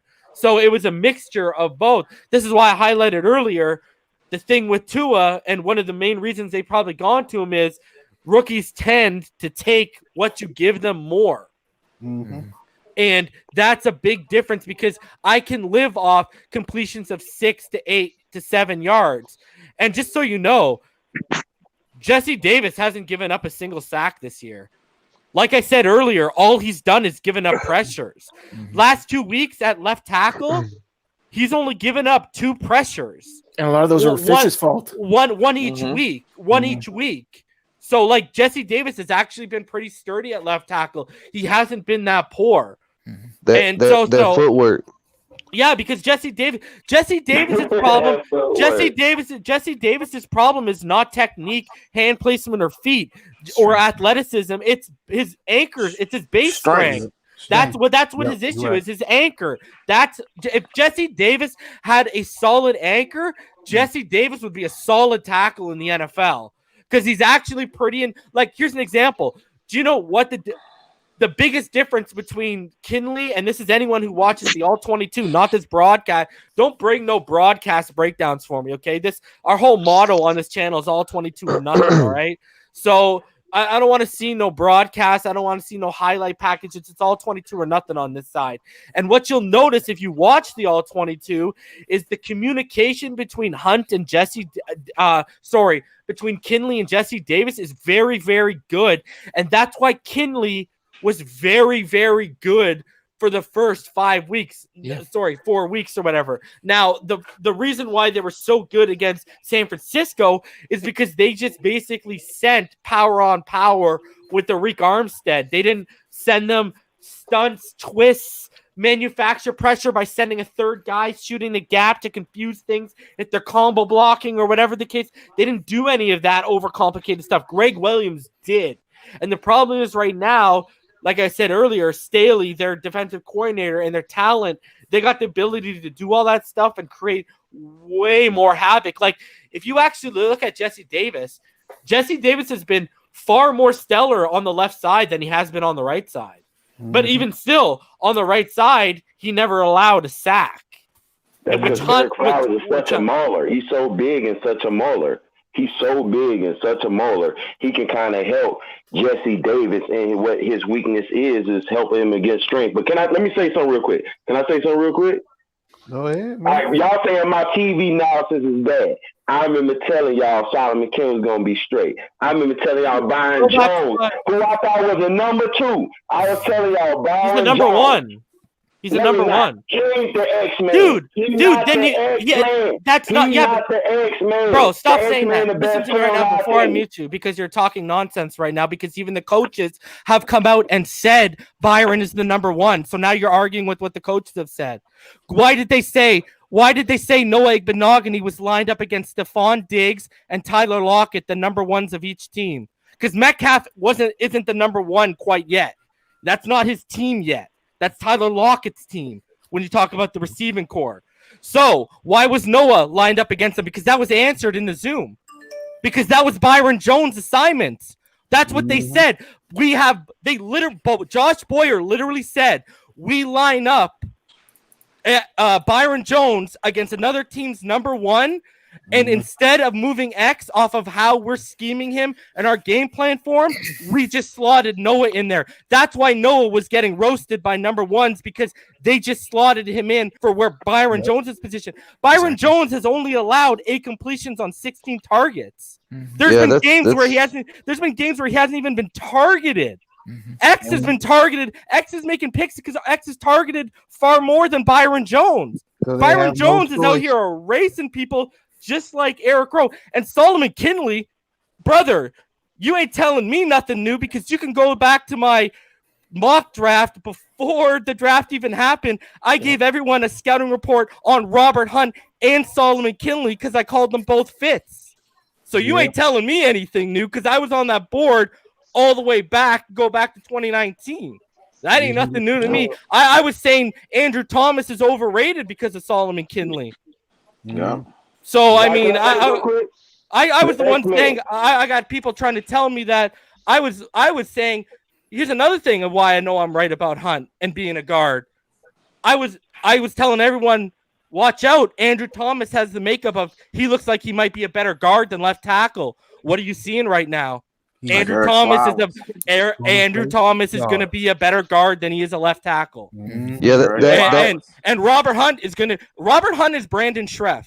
If you know who Brandon Schreff is, that's exactly who Robert Hunt is, even down to the physical athletic profile. They're the exact same player. And it was a right tackle. The Washington Redskins converted and became a Pro Bowl right guard. That's exactly what Robert Hunt is. A perfect example of what Reason's talking about, though, is when you watched Khalil Mack and Tristan Wirfs go at it when the Bears and the Bucks played.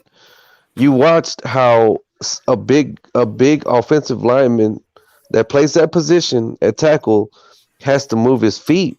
And when I was watching that, I I don't know if it's because Reasons mentioned it multiple times how slow Hunt is on it with his footwork. I don't know if he's actually said slow, but when I watch Hunt's feet, they look slow, and I was like, dude, there's no way, Not a tackle. there's no way that Hunt could keep up with somebody like that.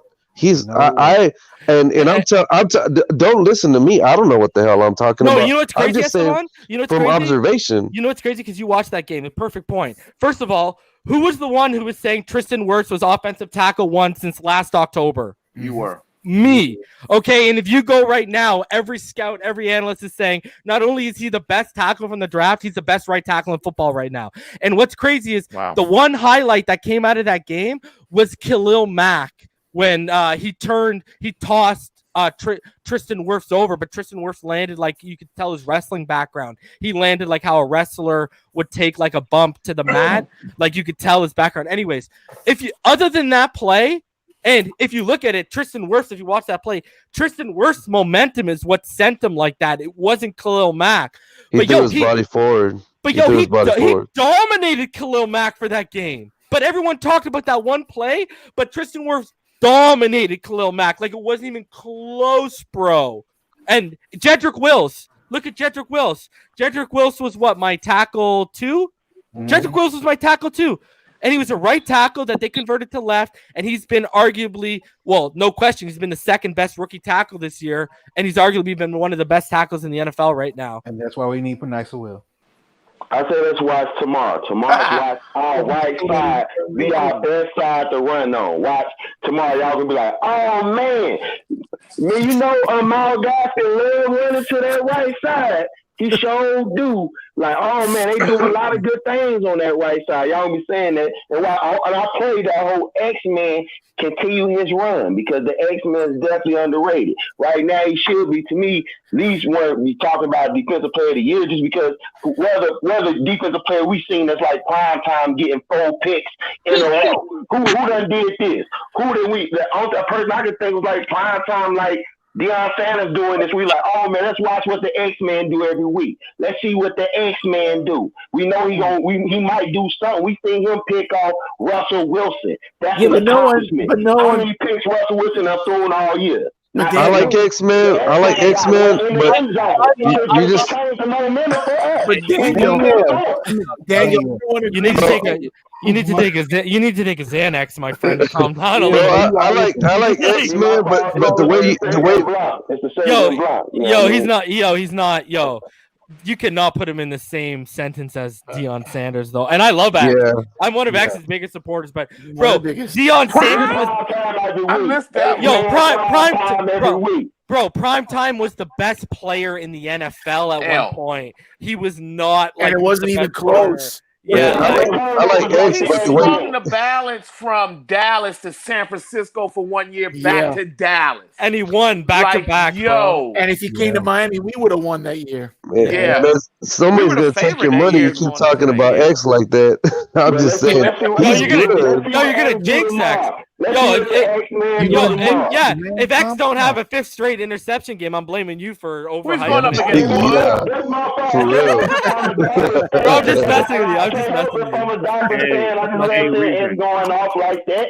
He looking like prime time to me. Like, I love watching our defense. Like, to me, that's the most entertaining. He looks like, you know what he looks like?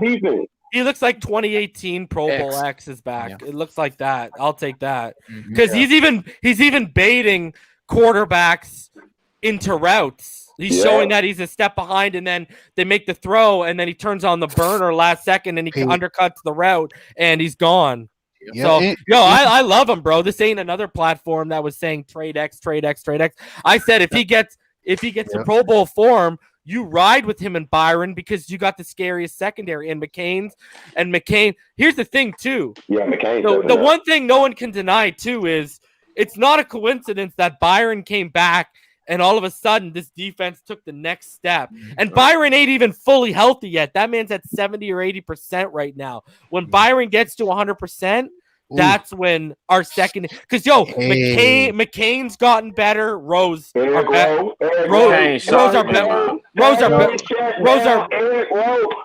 best. You can make the argument Rose our best player right now, not just defensive player. So that's why you have to give Flores credit, because it's the scheming and plotting that he's doing into that goes into the strength of these players, because otherwise you're just Norman.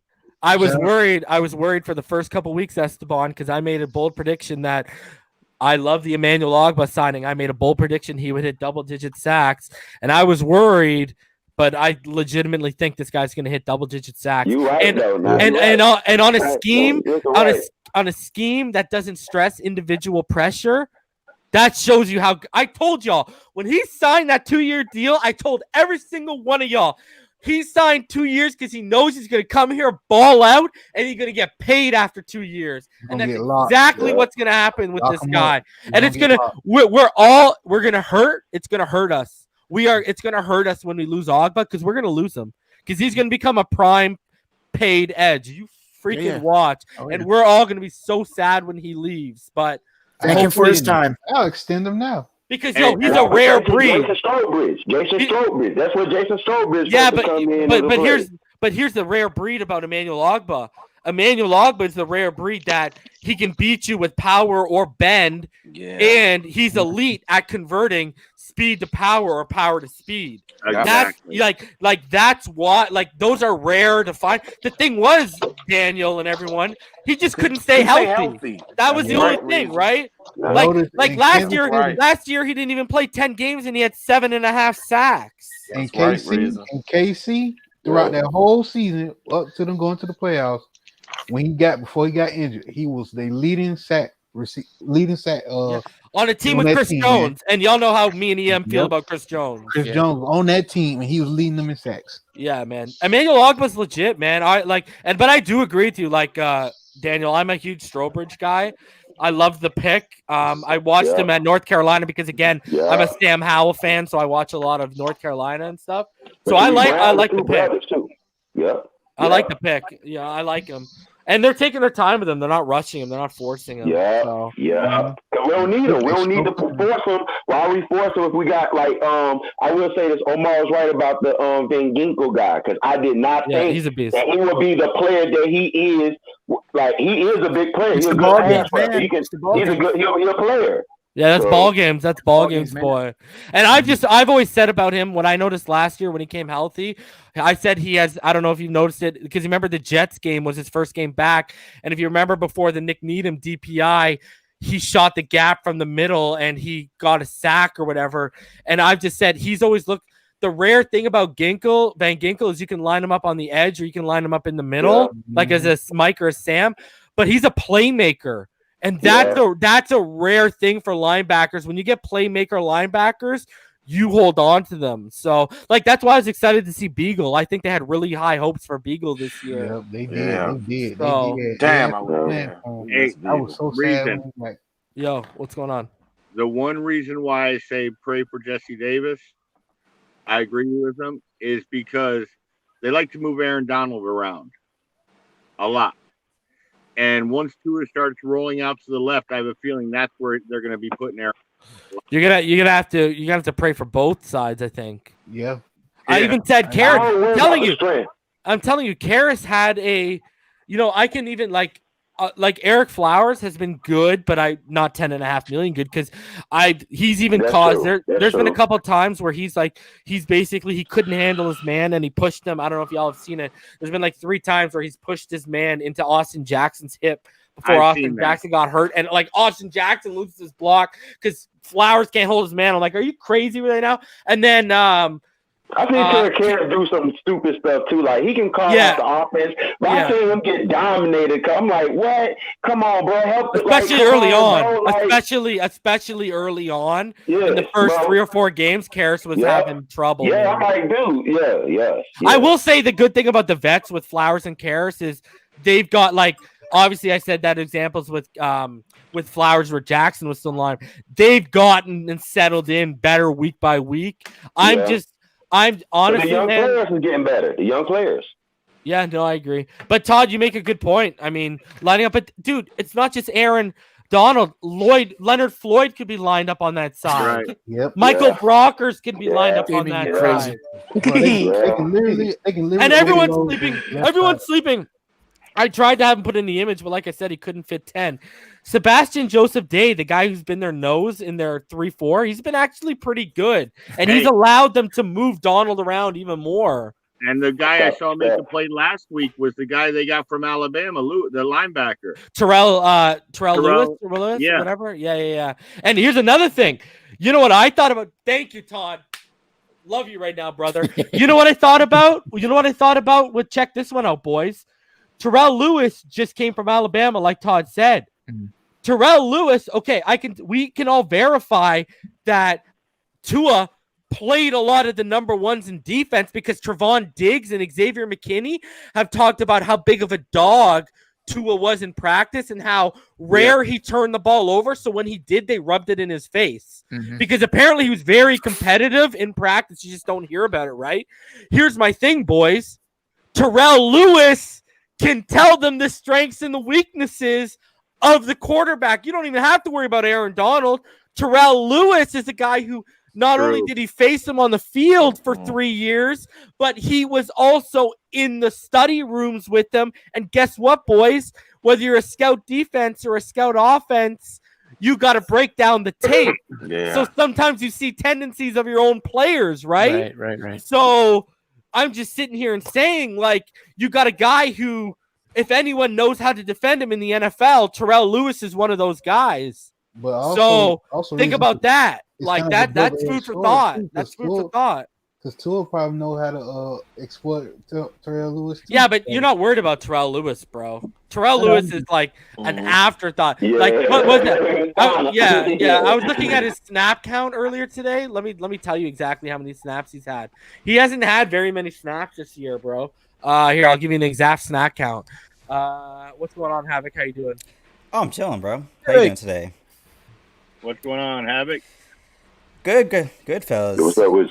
You know, on the grind. What do you think is going to happen, Havoc? What do you think? On Sunday? Yeah, how do you feel? I feel good, man. Why wouldn't I feel good? I mean, you know, you're giving your rookie quarterback an extra week to prepare for his first start. I mean, we're riding high. We've eaten a little bit of low-hanging fruit the past few weeks, but I mean, sometimes to build chemistry, that's what you need to do. You need to eat on some low-hanging fruit. Yeah. So for me, this is a test of where we are because I know a lot of people want to, accelerate our rebuild. But really, you only really test that against good teams. You don't test that against the Jets. You don't test that against San Francisco when they got a half-day team on the IR. Like, playing good teams is how you test it. And right now with the Rams, the strength of their team being their defense, I mean, I'm looking forward to see what we do with this game. Yeah, so guys, Terrell Lewis only has 43 snaps so far on the defensive line this year. But you just talked about something I wanted to highlight. The entire year? Yeah, he only has 42 snaps. 42. Sorry, That's not a game. You look at their defense right now. In total yardage allowed, the Rams are 6th. They allow about 312.9 yards per game. You look at points allowed, they're 2nd in the NFL. Yep. They allow 17.7. We're 3rd. We allow 18.8. You look at rushing yards they allowed. We talk about the RPO.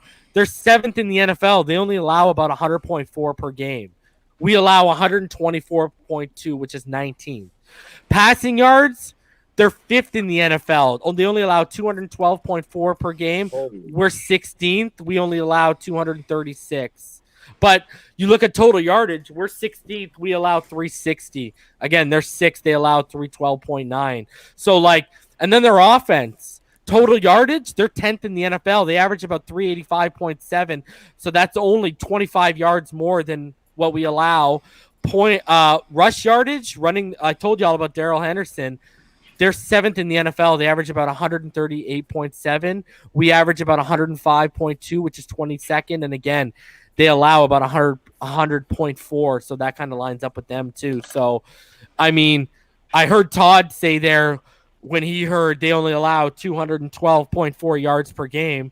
Now you know, Todd, why I said, give me 200 yards, one touchdown, and no turnovers, and I'm happy, Tua. Right. But now, he's my fantasy quarterback. He got to do He's on my – hey, Daniel, I picked him up in 4 leagues, and he's on the bench because I'm riding that out. I got to see how the first couple of games go for that one. a reason. But here's the thing: what I'm doing is I'm lining 8 in the box, and even on pass plays, I'm sending pressure to make him make mistakes with our corners at coverage. The problem is though, if I adjust to that and I start running short routes over top of that pressure that's coming over the middle, Tua can make a quick enough decision, and he's good enough. Oh no! I'm talking about our defense. Oh, our golf. defense. I was gonna say because Tua will just eat you over the middle all day. No, I'm saying with golf because their running game, you're gonna want 8 in the box with the way Henderson's been running. Thing is though, Goff's only turned the ball over 4 times. I said you got to make him feel uncomfortable. So exactly, Zach Seiler, Emmanuel Ogba, Shaq Lawson. Time to do your job, boys. Jerome Baker. This is a game where you use Jerome Baker's skill set that I tell all y'all off the edge, between the tackles on the line of scrimmage, up the middle, shooting gaps. Use him in blitzing situations, Jerome Baker, this week. And your playmaker, Van Ginkel, he's back. So off the edge. Yeah, he's off the concussion protocol now, right? Yeah. So let me get you all predictions. I'm going with I already said it on the episode 5 of the finish line. I said 27-14 Miami Dolphins. So I think the running game is actually going to score 2 of those touchdowns. I think Tua throws 1 and then add in 2 field goals. And then I think Darrell Henderson, I don't think you're going to be able to keep him out of the end zone. And then I see the other touchdown coming to like a Higbee or something in like a little, or Gerald Everett, one of their tight ends in like the red zone possibly, but I don't see them being a real overall threat all game long. So Rhino, we'll go each one of you guys. Give me your predictions. I'm thinking 30-20 Fins. I think Tua has 3 touchdowns, either passing or throwing. And I think our kicker, I'm drawing a blank right now, Sanders, right? I think he breaks Orlando Mari's record. The Colonel, baby. That's what we're going to call him, baby. The Colonel. I like it. I think he's going to have 3 field goals. And I think it's going to be a glorious post-game show. I like that one, man. Yeah, you like that, eh? The Colonel, buddy. Very good. All right, every kick he makes is finger licking, baby. All right. It's not 16 spices and herbs. It's 16 field goals in a row. That's right. 16 consecutive field goals. What's going on? Damien, give me your prediction. 34-17 Fins. Tua throws 3 touchdowns. Ooh. Golf turns the ball over twice. That's why. Maybe you should start him tomorrow, Daniel. Wow. Yeah, I mean, he's starting. Now, he already started. All right. So what's your prediction, bro? I mean, just because I want to jinx it, I'm gonna say 24-14, 24-14 us. Man. I mean, I say we get like 2 touchdowns, we will run 1 in. I hope we do better than that, but I want to jinx it and say something crazy. I want to say something crazy because, I mean, the Rams defense ain't trash. They got Jalen Ramsey. Like, I ain't finna underrate the Rams because we got King Tua. You know, I mean, I want to say King Tua yet. I do want to wait, but I mean, it just feels good. You already did, bro. And I'm already going to be saying it tomorrow, bro. Like when I'm posting up, bro, like, I mean, I wish, you know what I'm saying? You know what I'm saying? I'm gonna be getting toasted all day. Like, when I get off this call with y'all, I'm finna watch the Warriors, this Bruce Lee thing, you know what I'm saying? I'm gonna be chilling, bro. I'm finna be chilling all day, bro. I don't think I'm gonna really get some sleep, bro. Like, cause this, like, when this get going and I feel like I'll fall asleep like that, bro. But, like, I hope y'all enjoy yourselves too, cause, you know what I'm saying? Cause of the coronavirus and everything, I hope y'all have a blessed day and stuff, but, like, bro, like, it's on tomorrow, bro. It's Tua time. King Tua. I'm ready to see it in the X-Man. Keep it going. The X-Man. Good take, Daniel. All right, Love it. Esteban, are you there or are you muted right now? Yeah, I'm here. I'm just give me your I score gotta prediction. get some of that crunk juice, whatever he's on. 30-16. Try to follow that one up, Esteban. 30-16, man. I say 3-0. Yeah. 30-16. I say we get 2 touchdowns in the air, 1 on the ground, a couple of field goals off the foot of Sanders. I say they score 1 touchdown and they have to score a bunch of field goals because of our defense. So 30-16. Nice. I like it. Okay. Chocolate and whiskey right now for Esteban. Pyro, what's good, bro? What do you think in terms of predictions? We already know we're gonna rush for 5 touchdowns, so you can leave that part. 200 yards rushing. Oh, but we're gonna have more rushing touchdowns than passing touchdowns. You already know that. Oh. So it's gonna be no. Here's it's gonna be. It's gonna be. I got 24 to 14. The Rams gonna get off to a hot start at first. Gonna get probably like 2 touchdowns on this, and then we're gonna start hitting it up with 2 rushing touchdowns, and then we're gonna top it off with a passing touchdown by Tua.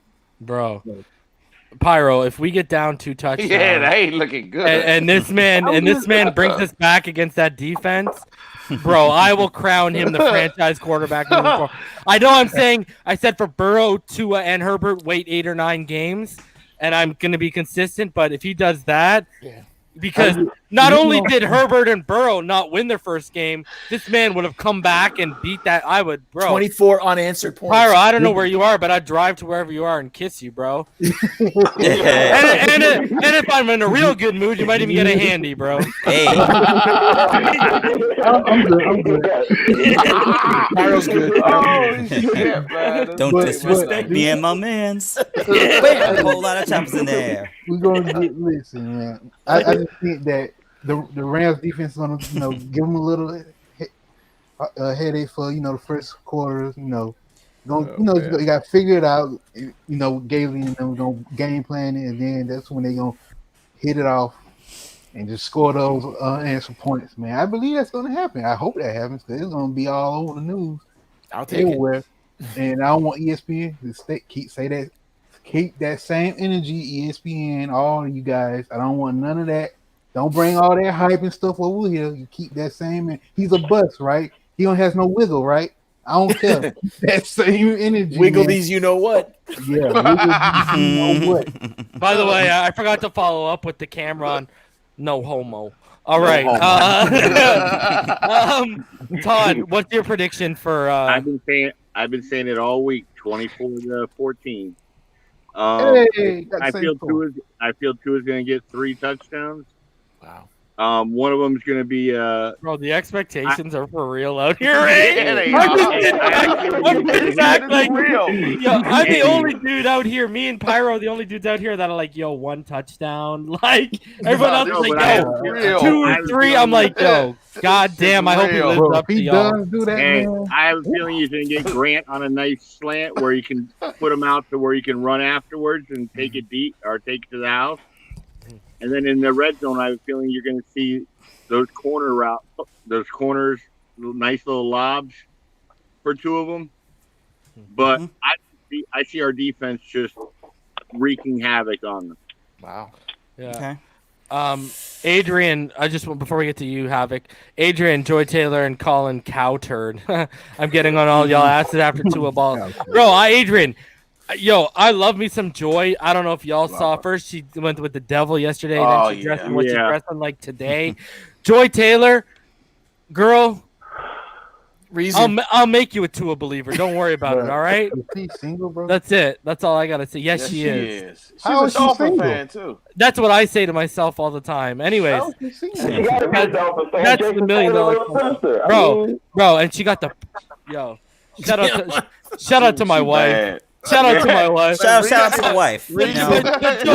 But Joy Taylor got that thickety right. You know what I'm saying? So I ain't even gonna. She probably single because dudes only want to talk football with her. Bro, we can talk about. I can talk about. Girl, you want to talk about your new hair? You want to talk about how your nails just got did? Whatever you want to tell. We don't got to talk about work, girl. All right, have it.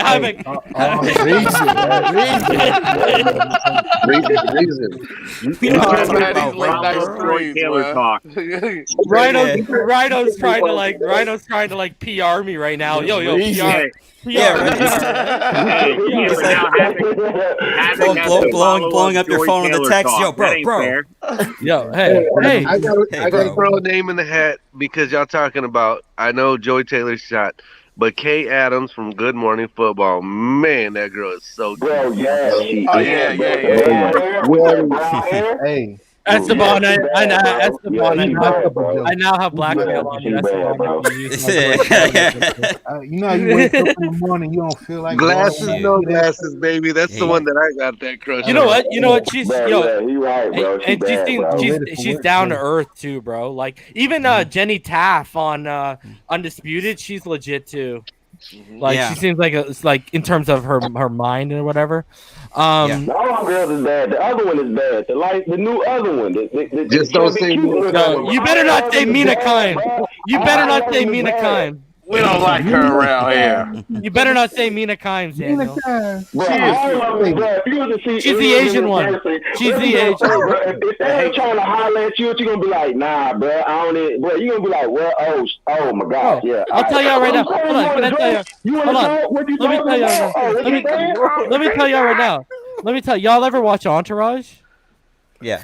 Okay. Yes. Okay, you remember the episode where Vinny runs into the chick at the bookstore? And then they do their thing, and at the end of it, he's like, "Hey, can I see you later?" And she's like, "Actually, I'm getting married tomorrow." You remember that? And then she's like, "What?" And it basically like, I'm not saying I have this in place by any means, but I'm saying like she was like, "Yeah, me and my husband have a deal where if we run into celebrities, like on our list, we basically have a free pass because what are the chances? Because what are the chances, right? Like, Yeah. You know, like what are the chances? I'm all the way up here. What are the chances of Reason?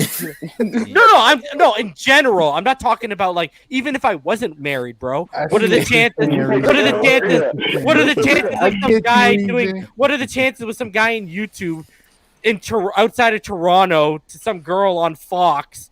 You know what I mean? Like, let's be honest with ourselves right now. And I'm talking about married or not, bro. Like, that never gets back. Yeah. Hey, like, reason. I got you.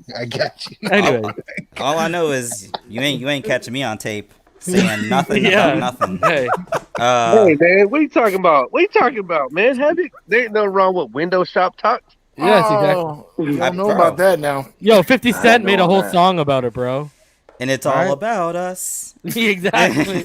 You know what I mean? Have it. Your take. What's your take? But once again, everyone literally running all over my final thoughts as usual. Thank all of you for playing your position and playing it great. It's not your final thoughts. This isn't final thoughts. This is just your prediction. Oh, my predictions. Okay. Yeah. So this is everyone running over my prediction. And okay. So you know, it's gonna be, in my eyes, I think it's gonna be 23-17. Dolphins. I think, you know, Tua is gonna lead us down the field in the fourth quarter to set up not the game-winning field goal, but the field goal that ices it. Essentially, I think they're gonna run a lot of whatever they can to offset Aaron Donald. So a lot of short pass, a lot of RPO, a lot of that type of bounce. I think the defense is gonna hold up. You know, the Rams are good on offense. They don't necessarily scare me, particularly you're talking about a defense with the Dolphins that's running very high from a confidence standpoint right now. You get that extra week of preparation. Also, for some of the dudes in our defense, like Andrew Van Ginkel, you get an extra week to get healthy, just to get on the field. So, you know, for me, I think it's gonna be 23-17 Dolphins, man. They're gonna do something like that. They're gonna do something real good today. And this whole conversation has turned in a direction that I do not want to comment on. Shout out to Dominic who said the one dislike is Buddy's wife. That's classic. And then everyone's dropping names. Maria. Shout out to Adrian. He's always jokes and he always like comes out and shows up. I don't know. Is Adrian a mod? No, sir. Adrian, I'm going to hit you with that wrench. He said Maria Taylor, Godiva Goddess. Is Maria Taylor Joy Taylor's sister? I don't know about Maria Taylor. I guess Jazza says the only reason he watches Good Morning Football is because of Kay. She's hot. Me too. Adrian always says Carrie's Champion. I don't know who that is. She used to host Sports Center. Yeah. Mm-hmm. Oh, I'm out here living in Canada, right? And then who's this? Gotcha. I think I know this girl, Molly Quirm. She's on First Take. Okay. That's Jalen Rose. I can't mess with that chick, bro. like you can tell sometimes she's not interested. Like you can tell, like I don't know, man. She kind of comes off like a what. I've seen whole YouTube compilations about her being ignored. Like a 10 Oh yeah, minute. she's the fucking worst. Well, she interrupts them so bad it drives them crazy. Anthony, she fine though. I don't know. I think them just probably be haters, bro. Them dudes, because she bad, and them dudes like, people gonna watch because people like watching hateful shit. So like they gonna watch that's it because she 100% bad. fact. You know, you can watch her because she bad. You like, they hating on her, but she bad as fuck, bro. Shout out, bro. I watch it. Shout out to the homie. Oh yeah, okay, Rhino, you already called it. We're all good. Yo, sorry. Anthony, what's good, bro? How you doing? Hey, honestly, guys, I don't blame Molly for talking over those guys because they don't let her get in a word edgewise, to be honest. So I don't blame her. But she's the moderator. She don't need to talk. We don't need to hear her. Exactly. She's the moderator. I mean, look at Adrian just said Molly's a scallywag, bro. Yo, Adrian, you get the wrench just on that alone, bro. You're a G. How you gonna call someone a scallywag in 2020? Yo, Logan, you're out there. You need to hop on, bro. It's been a minute. Dog. Yeah, man. Logan's got the hot take too, man. Yeah, Logan's a G. And her takes are trash. I honestly, she just seems like she just seems like a bitch. Like, you want me? Like, she just like Jenny seems like a nice chick. Like, Joy has an edge, but she seems like she's a nice, level-headed chick. Like, she has no problem telling you like it is, which makes me respect her even more. So, like, bro, Molly Thompson got a fatty too. Molly's the type. Buddy. She's the Don't even get me started. Let me shut the I'll meet you halfway on Joy. Joy looks exotic. Yo, one at a time. Go ahead, Alessapon. No, I was just gonna say, man. I mean, like, I know I really haven't complimented her, but she does look like exotic, man. Like some like Egyptian or something. You know what I mean? Joy. Okay, yeah. Like like Cleopatra or something. You know what I mean? He's talking about JT's little sister. Yeah, but like this. don't they share the same? We are appreciating her. Don't they share the same mother and father? Yeah, they brother and sister. Hey man. Jason Taylor wasn't a bad looking dude. I mean, I'm not gay or anything. I'm just saying. No homo. He's a handsome No guy. homo. You gotta say. You just gotta say pause. Hey, I gotta go to people with you on that top 5 albums, man. Dude, anyone that can end up with Zach Taylor's sister as his wife, yeah, he's got it going on. He must have something going on with him. I just checked out Maria. She's legit for real. Maria Taylor is legit. She's legit. The Godiva goddess, whoever called her that. That's a dog drink of water right there. That's a funny name. Yo, what's good, Logan? How you doing, bro? Logan's making dinner, bro. What's going on? Hey, what's good, bro? You whipping up work in the back, or what's good? You need a wristband, bro. You need some ace tape for the wrist, bro. Yeah, man, whip it. What the hell? He's chilling in the back. I feel him though. He's back there chilling. Yeah. My bad. How you doing, Logan? How you doing, bro? I'm doing good, man. How you doing? What are you expecting for tomorrow, bro? Tua time, bro. Tua time. I've been waiting, man. I've been waiting. You and Em been putting everybody on. Ain't nobody been listening, man. I'm waiting. I'm excited about it, man.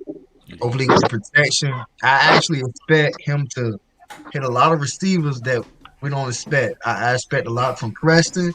I expect a lot from Preston and Jakeem, actually. You think you guys here, let me start with you, Logan, then I'll let everyone else answer. Do you think this is a game where Lynn Bowden gets utilized a bit more? Not too much, maybe 2. Maybe he'd be on the field 2 or 3 times, but not too much. I really expect a big game from Jakeem. I expect with Jakeem, I expect 5 catches, 80 yards, no touchdowns. Nice. I'm about to get out of here, fellas, but I'll catch y'all later, man. All right, take it easy. Check this out. From Wingstop to the mountaintop, Matt Collins is gonna get a reception. All right, Come on, man. Come on. Oh, he just left too. He just dropped the Yeah, he mic. wasn't lying, bro. And he Guy was just George complaining Costanza's us, bro. He just complaining about. Hey, Reezy, you nice think Jakeem step up this week, man? You know what? I honestly believe that's one of the reasons this coaching staff has not given up on Jakeem is because of this. I said it earlier, bro. You know, whoa, who's wilding out? Wow. God diggity damn. Wasn't me. That's me. Oh, no worries. My I'm thing saying is, the bro, same I thing. think with Jakeem, like, you know, he fits the Alabama prototype because it's not just 6'1" guys, right? It's like 5'10" to 6'1". I know he's a little bit shorter, but like everything else basically fits Alabama prototype. Get him the ball in open space, scheme it for him, and let him roll. So he's the perfect RPO guy, especially that we don't. Yo, Albert Wilson. Would have been perfect. Oh my God. I respect your decision, but like, damn, you could have under this kid, man, you could have had multiple 100-yard games in 10 games with this kid starting. His acceleration cannot be beat. I just think anybody in the slot position is going to get utilized better, whether it's Jakeem, whether it's any tight end that we decide to put in the slot. I just feel like we're going to utilize the slot position a lot better, and our tight ends. So, however they line up, I feel that's where we're going, man. I'm excited, man. I'm excited because I just know it's going to be heavy pistol tomorrow. Reason, could I give you guys my prediction actually for the game? Yeah, go ahead. My realistic prediction. I know you guys are hyped because of Tua. It's 19-13 Dolphins. Realistically, that's the score. It's gonna be a defensive battle, to be honest. To me, could be. That's interesting. So who gets the lone touchdown for the Dolphins then? The lone touchdown for me is going to be Preston. You know what? Honestly, Preston's been coming on the past couple of games, so I wouldn't be surprised. And I honestly I disagree with Logan. I think Lynn Bowden's going to get more usage, and they're going to start phasing out Jakeem more. I don't have Lynn Bowden be the starting slot, to be honest. I don't think Lynn Bowden can get more play this year. He missed most of the week of practice with having a baby. Yeah. That's a huge. I actually think Logan's right, to be honest with you. I think it actually, when I saw Jakeem Grant complete for that first down, I smiled because I was like, I hope it's not short. I hope he gets it because that's only going to help. And look how quickly Tua made that progression. Tua stood upright in the pocket and had no problem making that throw to Jakeem. And Gesicki was open. Yeah. Gesicki was open. I think they're gonna. I think I said it earlier, and Logan said I think Logan's. I agree with Logan's sentiment on Jakeem. Lynn Bowden, I think, is gonna have a bigger role as the season progresses. But you know what's crazy? Tua might be the one who saves Jakeem Grant's ass in Miami. Yeah, I agree. No, the reason why I'm saying Lynn Bowden, they can both get playing time, but there can be formations with both of them on the field as two slot receivers, one on the field side and one on the boundary side. And that could actually be a formation for the Dolphins and stuff like that with four receivers instead of two receivers and a tight end and stuff like that. Mm-hmm. That could be a formation for the Dolphins during the game tomorrow. And we also missing the Wildcat. Yeah, that's where Bowden's going to be. That's what Bowden's going to be in. So my thing is, if we're going to go heavy RPO too, though, which I do think is going to happen, if you go to RPO, right, it's usually only 2 or 3 routes on the RPO, even if you have 3 or 4 receivers and a running back out there, right? Because, what you're trying to do is, you're not trying to give 4 routes and then the option of a run, because most of the time quarterbacks are probably going to throw the football. And what you're trying to do is you're trying to scheme those two routes, not the one coming out of the backfield after it's faked, that, those can be, like I said earlier, advantageous throws and easy completion. So you very well could see like 3 receivers and a running back, 11 man, 1-man personnel, all that kind of stuff. But my thing is going to be when you get to these 1-man, 2-man personnel packages, that got 3 receivers, 2 tight ends, or if you want to go to an 11-man personnel, which is 3 wide receivers, 1 tight end, 1 running back, if you want to go to a 20, which is 3 and 2, and no tight ends, when you want to go to these 3 or 4 or even 5 receiver sets, well, more 3-4 because you want to have the running back as an option, right? Your problem is going to become that out of those 3 or 4 guys who are running routes, how many of them are going to be dummy routes? Right? Like not all of them are going to be actual options for the ball to go there. So because that's and because like I said earlier, the RPO, this is where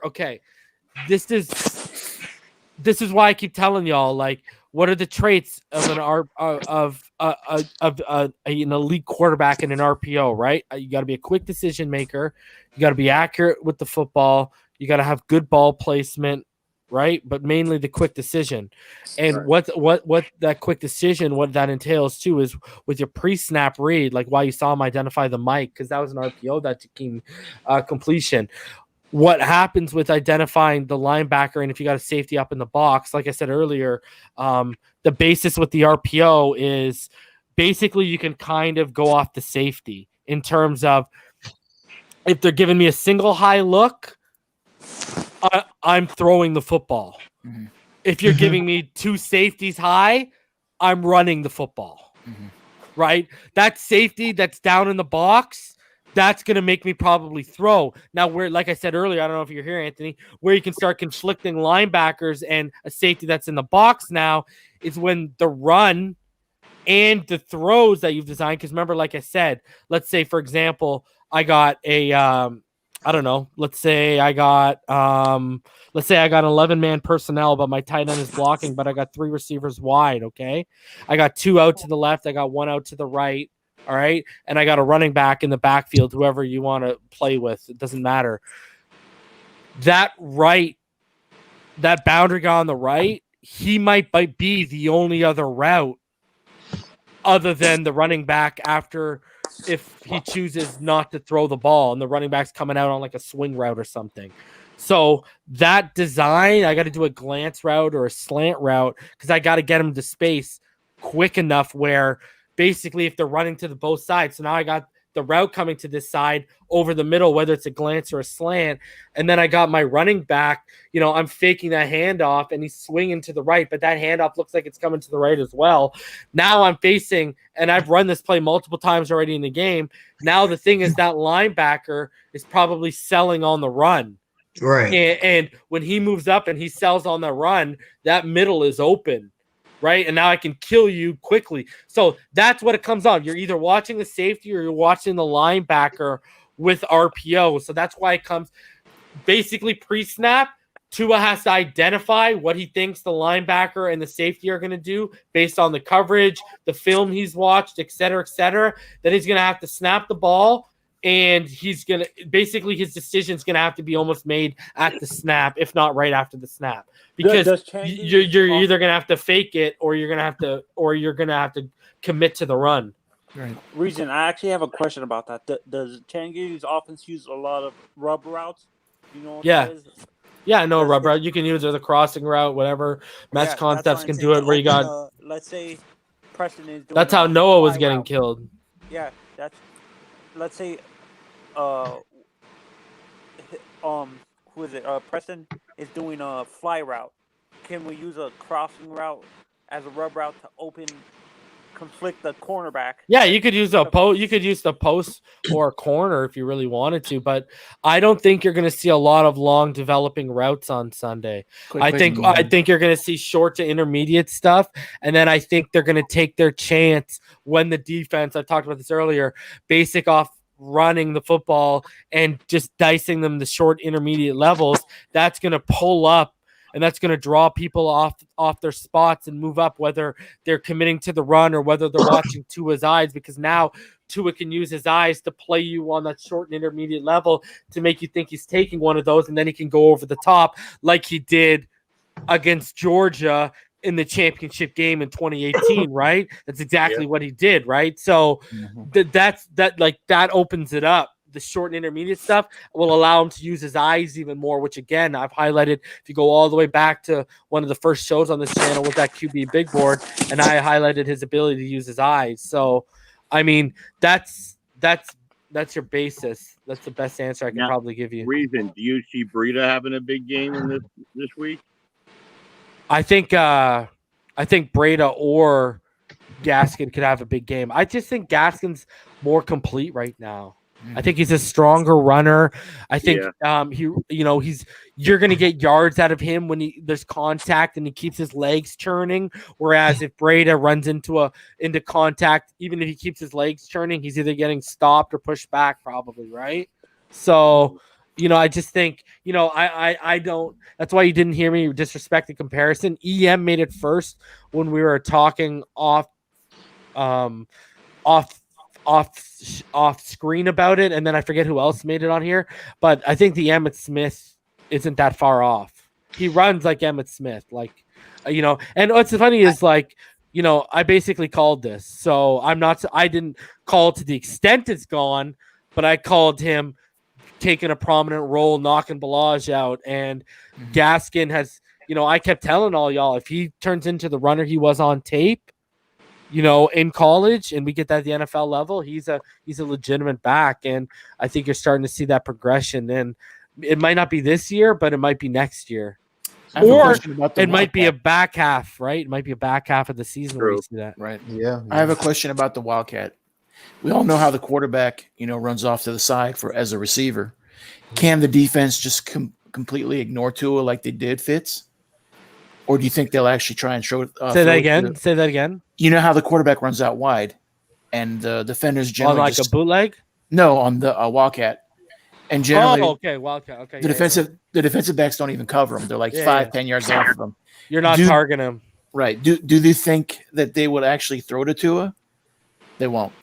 Okay. Too small, right? That'll be scary. Yeah, even take away the injury history. He's your quarterback, and he's 6 feet, 205 pounds. It's not like he's 6'5", 240, or But if the defensive back is 10 yards off of him, though, do you really want to risk that?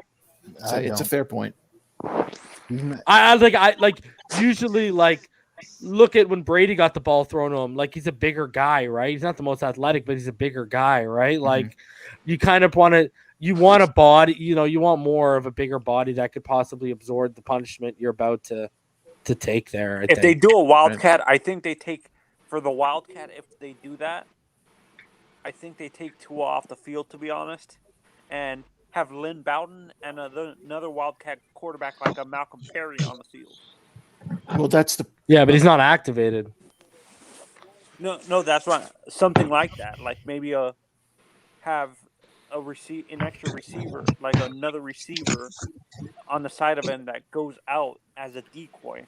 Again, that's where Albert Wilson, who played an Albert Wilson, someone who has experience playing quarterback, that would have been big and stuff like that. Do you What's see going what on? Reason? Yeah. What's going on, Sharif? Hey, good night. How y'all doing? Hey, Sharif. I love it, man. The Dolphins. Happy Halloween, bro. Yeah, man. We're passionate. I got a message for you before we get into I'm sure what'll be an in-depth conversation. I got feedback right now on someone saying, what did they do out on the island for Halloween? Well, whatever they want. I'm hearing a bunch of stuff, man. For me, I'm just keeping my Reese's Pieces inside, but but I'm hearing it's a blue moon and it's Halloween. Full moon. You mean full moon? It was actually a blue moon tonight. Yep. Yeah, it's So what does that mean? How clear are the skies out there, bro? It must be It just would be a blue moon when. the skies are very clear tonight. There's no rain, no depression or anything in the Bahamas area. Did you hear that when that blue moon hit the highest point? Did you hear the howl of Tua? What like? Oh man, isn't it Hey, amazing? you know what? He's like a Hey, mini you know wolf. what's weird about the blue moon this year? First time since 1944 that the entire United States will see it. Wow. In the same night. Why am I the only one on screen? I hate all y'all right now. Avatar On win. DraftKings. That's a great point you made, Todd, because that as we I'll say this when we off screen too, dark people in this earth use constellations and they use everything in the dark powers to try and bring evil, and so all of these things, and all of a sudden Halloween is on the same day and presidency is only a couple of days away. So Sharif. Sharif, come on, man. Let's not do this. Come on. Let's keep it to where we're going. Sharif, that's a backstage conversation. You know that. Very backstage. I Maton with another $2 donation. He said, "Could the Tagovailoas be the next Mannings?" No, because y'all haven't even seen the best Manning yet. Go check out Arch Manning. And really? he went to the same school as. He's going to the same prep school that Peyton and Eli went to, and the coaching staff is saying he's further ahead than what Peyton and Eli were when they were there. And you watch, he makes big boy throws already into like the corner of the end zone. Like he's legit. And I honestly don't think Tagovailoa is that good. I just think Minnesota's defense lost so many good players, and they're that bad. Agreed. Like, Minnesota's defense is bad. Like, Antoine Winfield left well with a few other players too. So, Sharif, what's your prediction for tomorrow? Oh, my prediction for tomorrow is, well, first of all, I had to wonder why people were afraid of Aaron Donald. And, because I'm confident in Kinley. So that trade that off. And even if he slides to Robert Hunt or plays left end, then that slides that off because Hunt and Jesse Davis and Flowers is going to do a good job. My whole thing is 2.4 seconds, the ball is out. And so if you're looking to try and put pressure or looking for 7-step drop, you're not going to be able to reach Tua.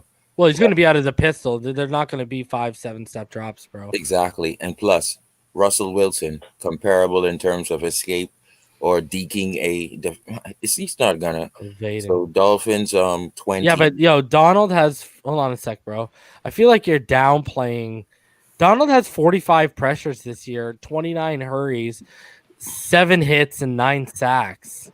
Like that's where. Do you realize what I just said to you? Where they've only played 7 games and he already has 9 sacks. The man's on pace for a 20 sack. The guy's on pace for a 20 sack season and 100 pressures. It's crazy. Like 100 pressures. Do you realize? Like 100 pressures. That's stupid. That's ridiculous. And I'll give you a stat what I'm confident in. Jared Goff is 0-2 against Flores 2 years ago, Super Bowl plus. In that same year, they beat the Rams. Yeah, but like, mm-hmm. Way different defense. You see, we talked about this like a couple shows ago. Same thing with stifling Aaron Donald. That offensive line was way more gelled and way better than what we have right now. Stifling Todd Gurley. You're talking about a championship caliber defense, a Super Bowl caliber defense that shut down Todd Gurley, and you can make the argument. Well, it's no argument. A Super Bowl caliber offensive line that was able to neutralize Aaron Donald. You can't say we have any of those things, especially. It's no coincidence that, like I said earlier, I don't know if you were here, Solomon Kinley hadn't allowed a sack all season. Last game, Robert Hunt is a complete disaster. 4 pressures, 4 hurries. And Solomon Kinley, if you went back and watched the All-22, he suffered because of how bad Robert Hunt was at times. And like Rhino even pointed out, there was a play where both of them in the same play ended up on their ass. I watched that. I remember. My problem is you got a first-year defensive coordinator in Staley at Los Angeles who's shown that he's a pretty good defensive coordinator already. Mm-hmm. But the other thing, too, here is it's not just Quinnen Williams. We got that's all you really had to worry about with the Jets. Here we got to not just worry about Aaron Donald. We got Michael Brockers. We got Leonard Floyd. I think I was talking earlier about Sebastian Joseph Day, the guy who plays the majority of their nose when they're in the 3-4 base. Because here's another thing. Left end, 3 games out of the 7 this year for the Rams, Donald's lined up at the majority of his snaps on the left end between the guard and the tackle. So my issue here is and I warned everyone this week leading up to it, I can scheme where I have Sebastian Joseph Day in the middle. I can force Kinley and Karras into a combo block by shading both their shoulders. And then now I line Aaron Donald on the left side, and I got him one-on-one with Robert Hunt. What do you do now? Now that's a problem. Yes. See, and the reason why I was talking about Daniel Ashford earlier, we're talking about him with this, the big difference between Jesse Davis and Robert Hunt is the communication. Like Kinley can arc a guy out wide, and he knows Jesse Davis is going to pick him up and take him off and out. Robert Hunt, you don't have that same trust because Robert Hunt hasn't proved he can do that consistently yet. No, he hasn't. That's my problem that we're running in here with Robert Hunt is, and this is what Richmond Webb said. I don't know if you listen to my audio podcast, Sharif. And sorry, I'm just going on a tangent here, but I got to counter this because I've heard it from multiple people. I listened to the Brawl just this morning. Like, here's the thing, bro. Like, Richmond Webb said it. Mm-hmm. Greg Williams laid the blueprint. Now they're going to execute it. Other teams are going to try and execute it until you prove you can beat it. My problem is they're going to try and execute it this week with far more talent, and not just the front, but the front 7 than what we just saw with the Jets. That's what worries me. Like, Robert Hunt, like, you better have not just your best game at the collegiate, you better have your best game in the last 4 or 5 years, bro. I'm not just talking about at the pro level. If we don't get Robert Hunt at his best, and this is what I talked about earlier. Like, I told everyone this guy's a guard because of his feet, and Esteban noticed his feet. That's what he started to notice. I said his footwork and his athleticism, it's not good one-on-one open space in terms of when you start dealing with guys with that elite bend who you guys will hear me keep saying this, who can convert speed to power or power to speed. That's where you're going to get that problem with him. If you're going to throw power on him one-on-one, Robert Hunt's got no problem with that. The problem is going to be with that bend, with guys who got athleticism and power. And my problem is he's about to run into a guy like Aaron Donald, who's got elite athleticism and elite power for that position. Yes. That's a making for a disaster. And I agree with you, bro. Dude, I think he's got to get it out in about 2.35 to 2.4 seconds. The ball has to be gone. And reason, can I say? Oh, Todd, and the RPO allows you for those quick throws, though, right? So I'll let you. Can I jump in right quick? Go ahead. Yes, totally agree. And I'll let you jump in right now, Todd.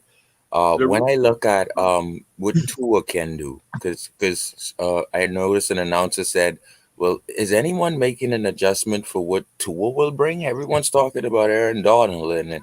Well, my thing is, I think there was plays set up in the RPO for Fitz that Fitz can work with. When you talk about RPO, and I'm sure Reason already broke this down for y'all, but I just have to reiterate, you have an exotic package that nobody hardly ever beats when Tua runs it to perfection. And it's caused by his eyes and his 7 seconds before the snap read, and it's run to perfection. So who's adjusting to Tua? Who's actually adjusting to Jakeem? I mentioned this 3 weeks ago. Jakeem Grant. And someone else mentioned Malcolm Perry, but Jakeem Grant will thrive with Tua because, once again, Fitzpatrick, middle of the field, not seeing the floaters under. Well, and Sharif, did you see the show that we did yesterday? Yes, I watched that. Did you see me pull up? Did you see me pull up the next gen stat chart about how wide our offense is? Yes.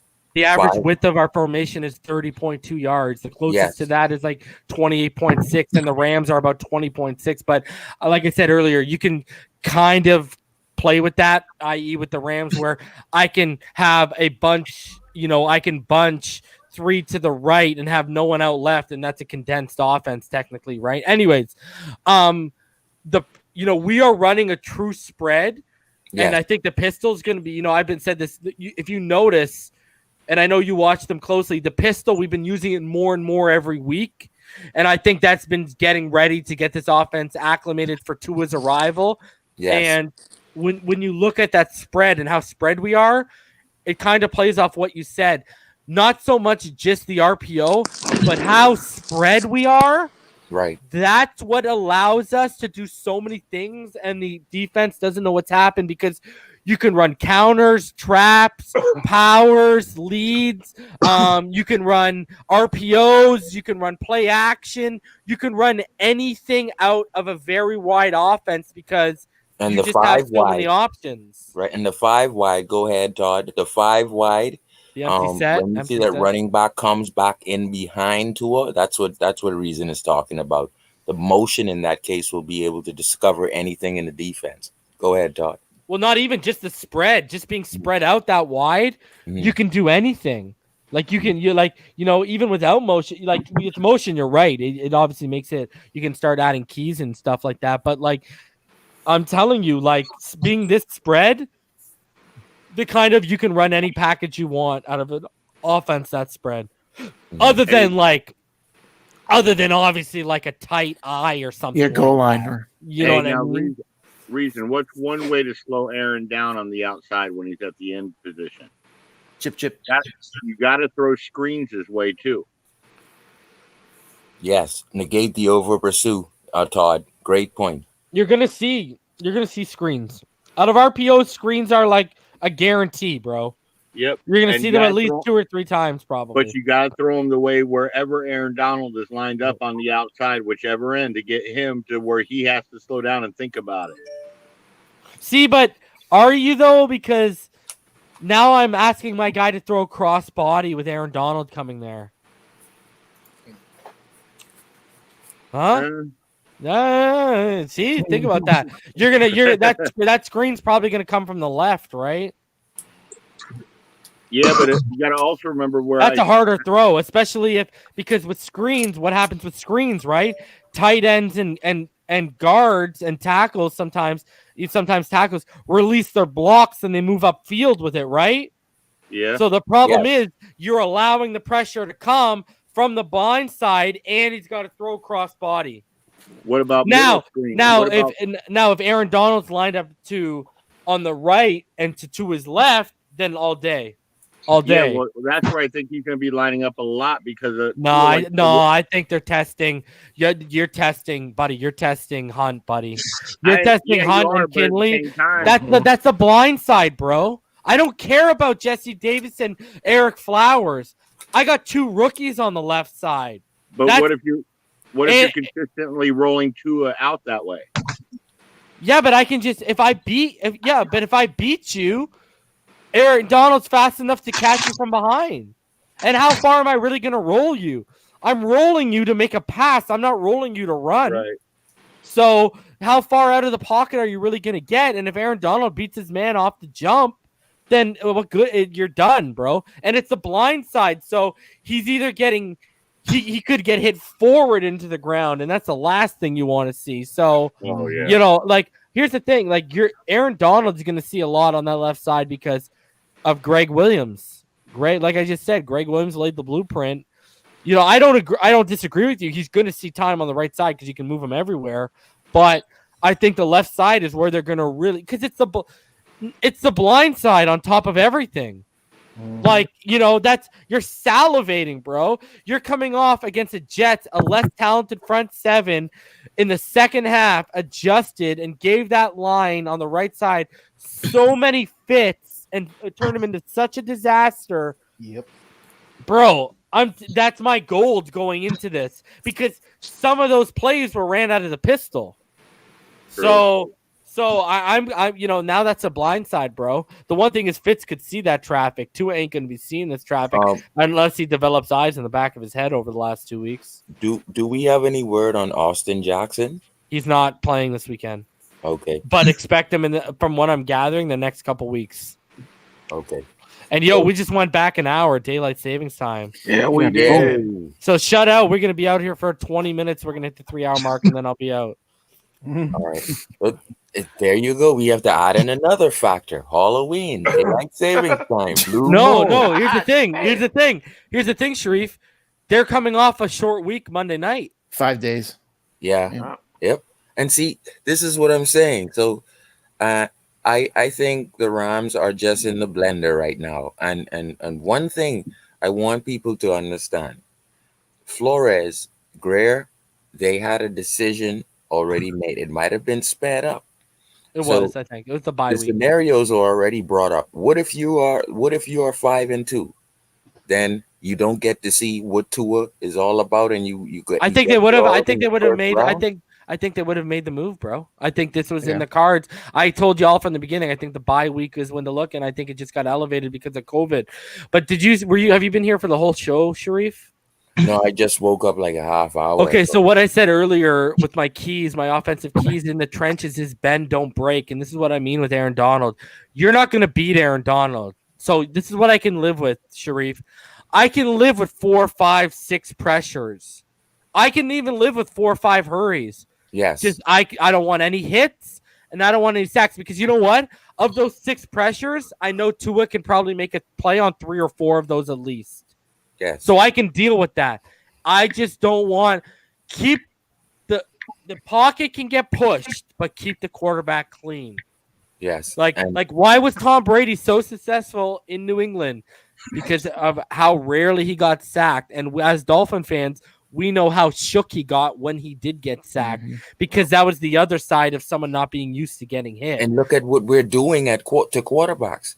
In the last 2-3 weeks, yes, we're playing Jacksonville, San Francisco. San Francisco, by the way, negated Aaron Donald the whole game by chips, double blocks, combos, tight ends coming in, chipping. I'd cut him too. I'd tie him. Yeah, you're gonna need tight ends to chip too. And he didn't have a sack against San Francisco. Me and M talked about this. Like you can inline a Durham Smythe, right? And we've ran this out of the pistol where we've gone strong right pistol with an inline blocker. Yes. And what they'll do is they will send the inline blocker and that's strong right pistol. Chandler Cox will be the strong right, and Cox will follow behind Smythe, and then Gaskin or Breda will follow behind Cox. So you basically have it's going Smythe, Cox, and then boom. So the pistol version of max protection. Basically, exactly. I love what San Francisco did to him.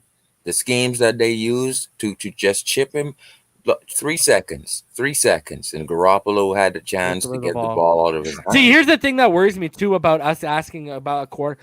We're asking a rookie to get rid of the ball, make his read in 2.5 seconds. Normally, I would be worried about that, but the RPO is predicated on if you decide to go for the pass option of it, the pass is there by the time you fake it. And you're comfortable enough with what you've seen in coverage from the linebackers and the safeties that the pass is going to be there. Right. So and the thing about it is, go ahead, Todd. You missed Reason's point. They have a player over there who knows Tua very well. Terrell Lewis from Alabama, the edge player. Yes, he's doing okay. Yeah, he's only played 42 snaps so far, but he was very good. There were some scouts that had first-round grades on him for last year. He's a pretty good player. I didn't want him in the 3rd round or the 4th. But it's not about him playing. He knows Tua. Well. The thing is, he knows because this is what I've deciphered. Okay, because if you were in the pre-draft process, you remember Xavier McKinney and Trevon Diggs talking about how big of a dog Tua was in practice and how whenever they got a turnover, they would rub it on his face because they barely got one. Well, that tells you they were playing against him in practice, i.e. Terrell Lewis got snaps against him in practice. He sat in and watched scout footage against Tua from practice. So if anyone can give them an upper hand of his strengths and weaknesses, it's going to be Terrell Lewis to McVay and to Staley. So that's no one's talking about that. I actually made that point earlier. No one in the media or anything is talking about that, and I think that's actually a fairly strong point that people need to pay attention And to. another strong point is and I said this week 1, if the Dolphins can give you 24 points a game, and I don't see why you would take a train off the track. That means Flores know that Tua can do adequate or better. Mm-hmm. That tells well, me. yeah, this is we kind of went over this earlier. Like, if you see why we were getting up and why we dominated San Francisco and why we got up so quick on the Jets, it's because Fitz was making most of what the defense was giving him. Then he started pushing the ball down on third downs. He started pushing the ball 15, 20 yards down the field instead of taking where the chains were, et cetera, et cetera. I said this earlier. With a rookies tend to take what the defense gives them because they don't want to make mistakes. And I think that's why they believe Tua can play more mistake-free and better decision-making football. Yes. That's what I think. So, guys, smash that like button, subscribe if you haven't. If you'd like to donate to the channel, paypal.me/Finside. Become a Finside the NFL Patreon. And as usual, shout out to all of our Patreons. Y'all already know who you are. Rhino Smith, Infinite Trauma, Shake Money, who was here earlier and just disappeared. Hope you're doing good, Shake. Fake Spike 94, Red Dino, Big Time, Mr. 2-Bit, Slim Pickens, Seth. Shout out to each and every one of you, KA all day, Ramon Casillas, Joe B. Shout out to each and every one of you. And guys, we had some orders yesterday. Let's see some again today. If you want a Shula, if you want that new Shula patch they're rocking this year, if you want an old 89 Dolphins logo, the 96 logo, or a Tua patch, go to patchofvibes.com, one of our sponsors. Use the code FINSIDE, and that'll get you 20% off on your order. Awesome. Go check them out. Awesome. So we got about 14 minutes left before we're gonna get out of here. Any things you guys want to go over before we get out of here? I know Sharif's got a laundry list. Yeah. Backstage. Yeah. Make sure you decipher on that laundry list what's for backstage and what's for on YouTube. There, buddy. You guys got your little sample size of what goes down. Yeah, y'all would never look at Tom Hanks the same if y'all been backstage. Never. Trust me. I have my one thing I do want to bring up is they do move their corner around a lot too. Which one? Ramsey. Oh yeah. How do you mean move him around? What do you mean?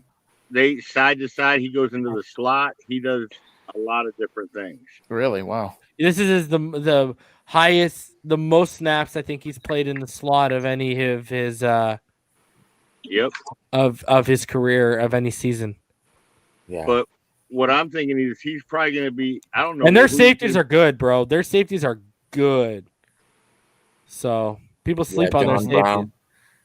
No, John Johnson. Johnson, yeah. Or second or third or whatever. And then they got what's his face? Taylor Rapp is the backup, and then what the hell is the name of the other one? Oh, I was talking about him earlier, man. They had a young safety that we actually liked in the draft, and they drafted him, and he came and he played well, and he ended up getting hurt.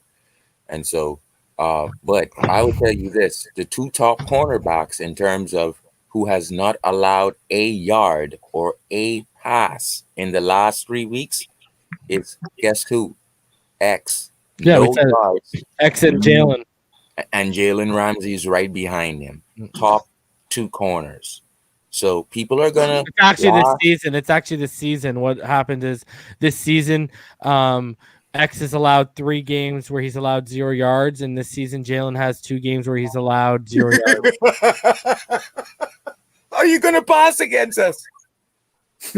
Well, I thought you just took over the world, bro. That was like a dang villain, man. I was like, God damn, dude, it's bro. like golf is gonna face the Super Bowl champion. Jordan Fuller is the one.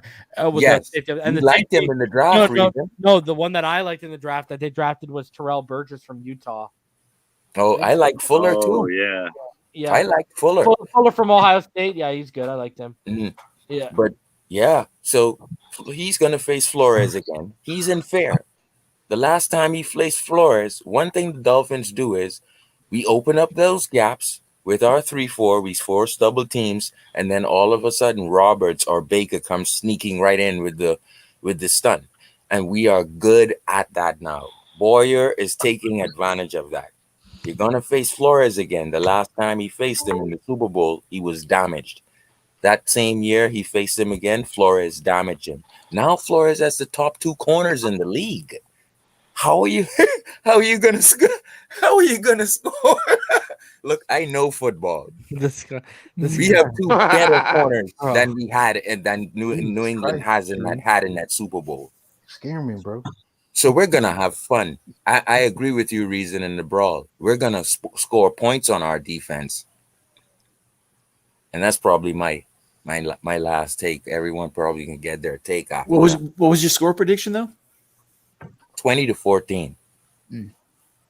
So a close game, kind of. Well, I don't think we want to see Tua. Tua knows the playbook, but we're gonna, 30 runs, 30 runs, 30 passes, or whatever have you, or 30. I don't want him throwing the ball 30 times. God, no. I want 20 to 25 throws. Right. Same thing like Fitz, 22 out of 25, and I think Tua can do it better. Runs, yeah. I See, agree. that's the 20-play script. Gailey did it in Buffalo. Gailey did it with the Jets. It's a 20-play script. Once Fitz gets off that, he cannot see the floaters. Yeah. And I don't think Tua is going to have that problem. Agreed. All right, man. People are starting to exit. So let's, we got 10 minutes to 3 hours. So let's start wrapping it right now. Rhino, let's start with final thoughts. We'll start with you, brother. Yeah, I just want to ask everyone to come tomorrow and join us. Reason for the game tomorrow. Let's make some memories together. This is going to be a really good game. This is a turning point in our franchise. It's going to be our backbone. This is where we're all going to say, remember that day. So let's come here tomorrow and let's build it together, build some memories. And Rhino, I think I'm going to open it up. I know the game starts at 1. I'm going to open it up at 12. I'll have all y'all on before the game starts. And then once the game starts, I'll do my play-by-play coverage or whatever. And then halftime, I'll have all y'all on again. And then play-by-play coverage for quarter 3, quarter 4. And then at the end of the game, I'll have all y'all on. But I think I'm going to open it up like, how I only open it up usually like 15, 20 minutes early. I think I'll open it up an hour early tomorrow and like around 12 o'clock, and I'll have all y'all on. Sounds good. Thank you. Oh, awesome. So Damien, exactly. Fins up, baby. Damien, what's good? Yo, I just want to see us keep Tua upright, and I think once he gets in his rhythm, man, it's over. It's over. Rhythm passer. Hands up. Todd, what's good, bro? I'm just irritated. I'm at work until 6 in the morning, which means I can't go to sleep and it can't come quicker. Let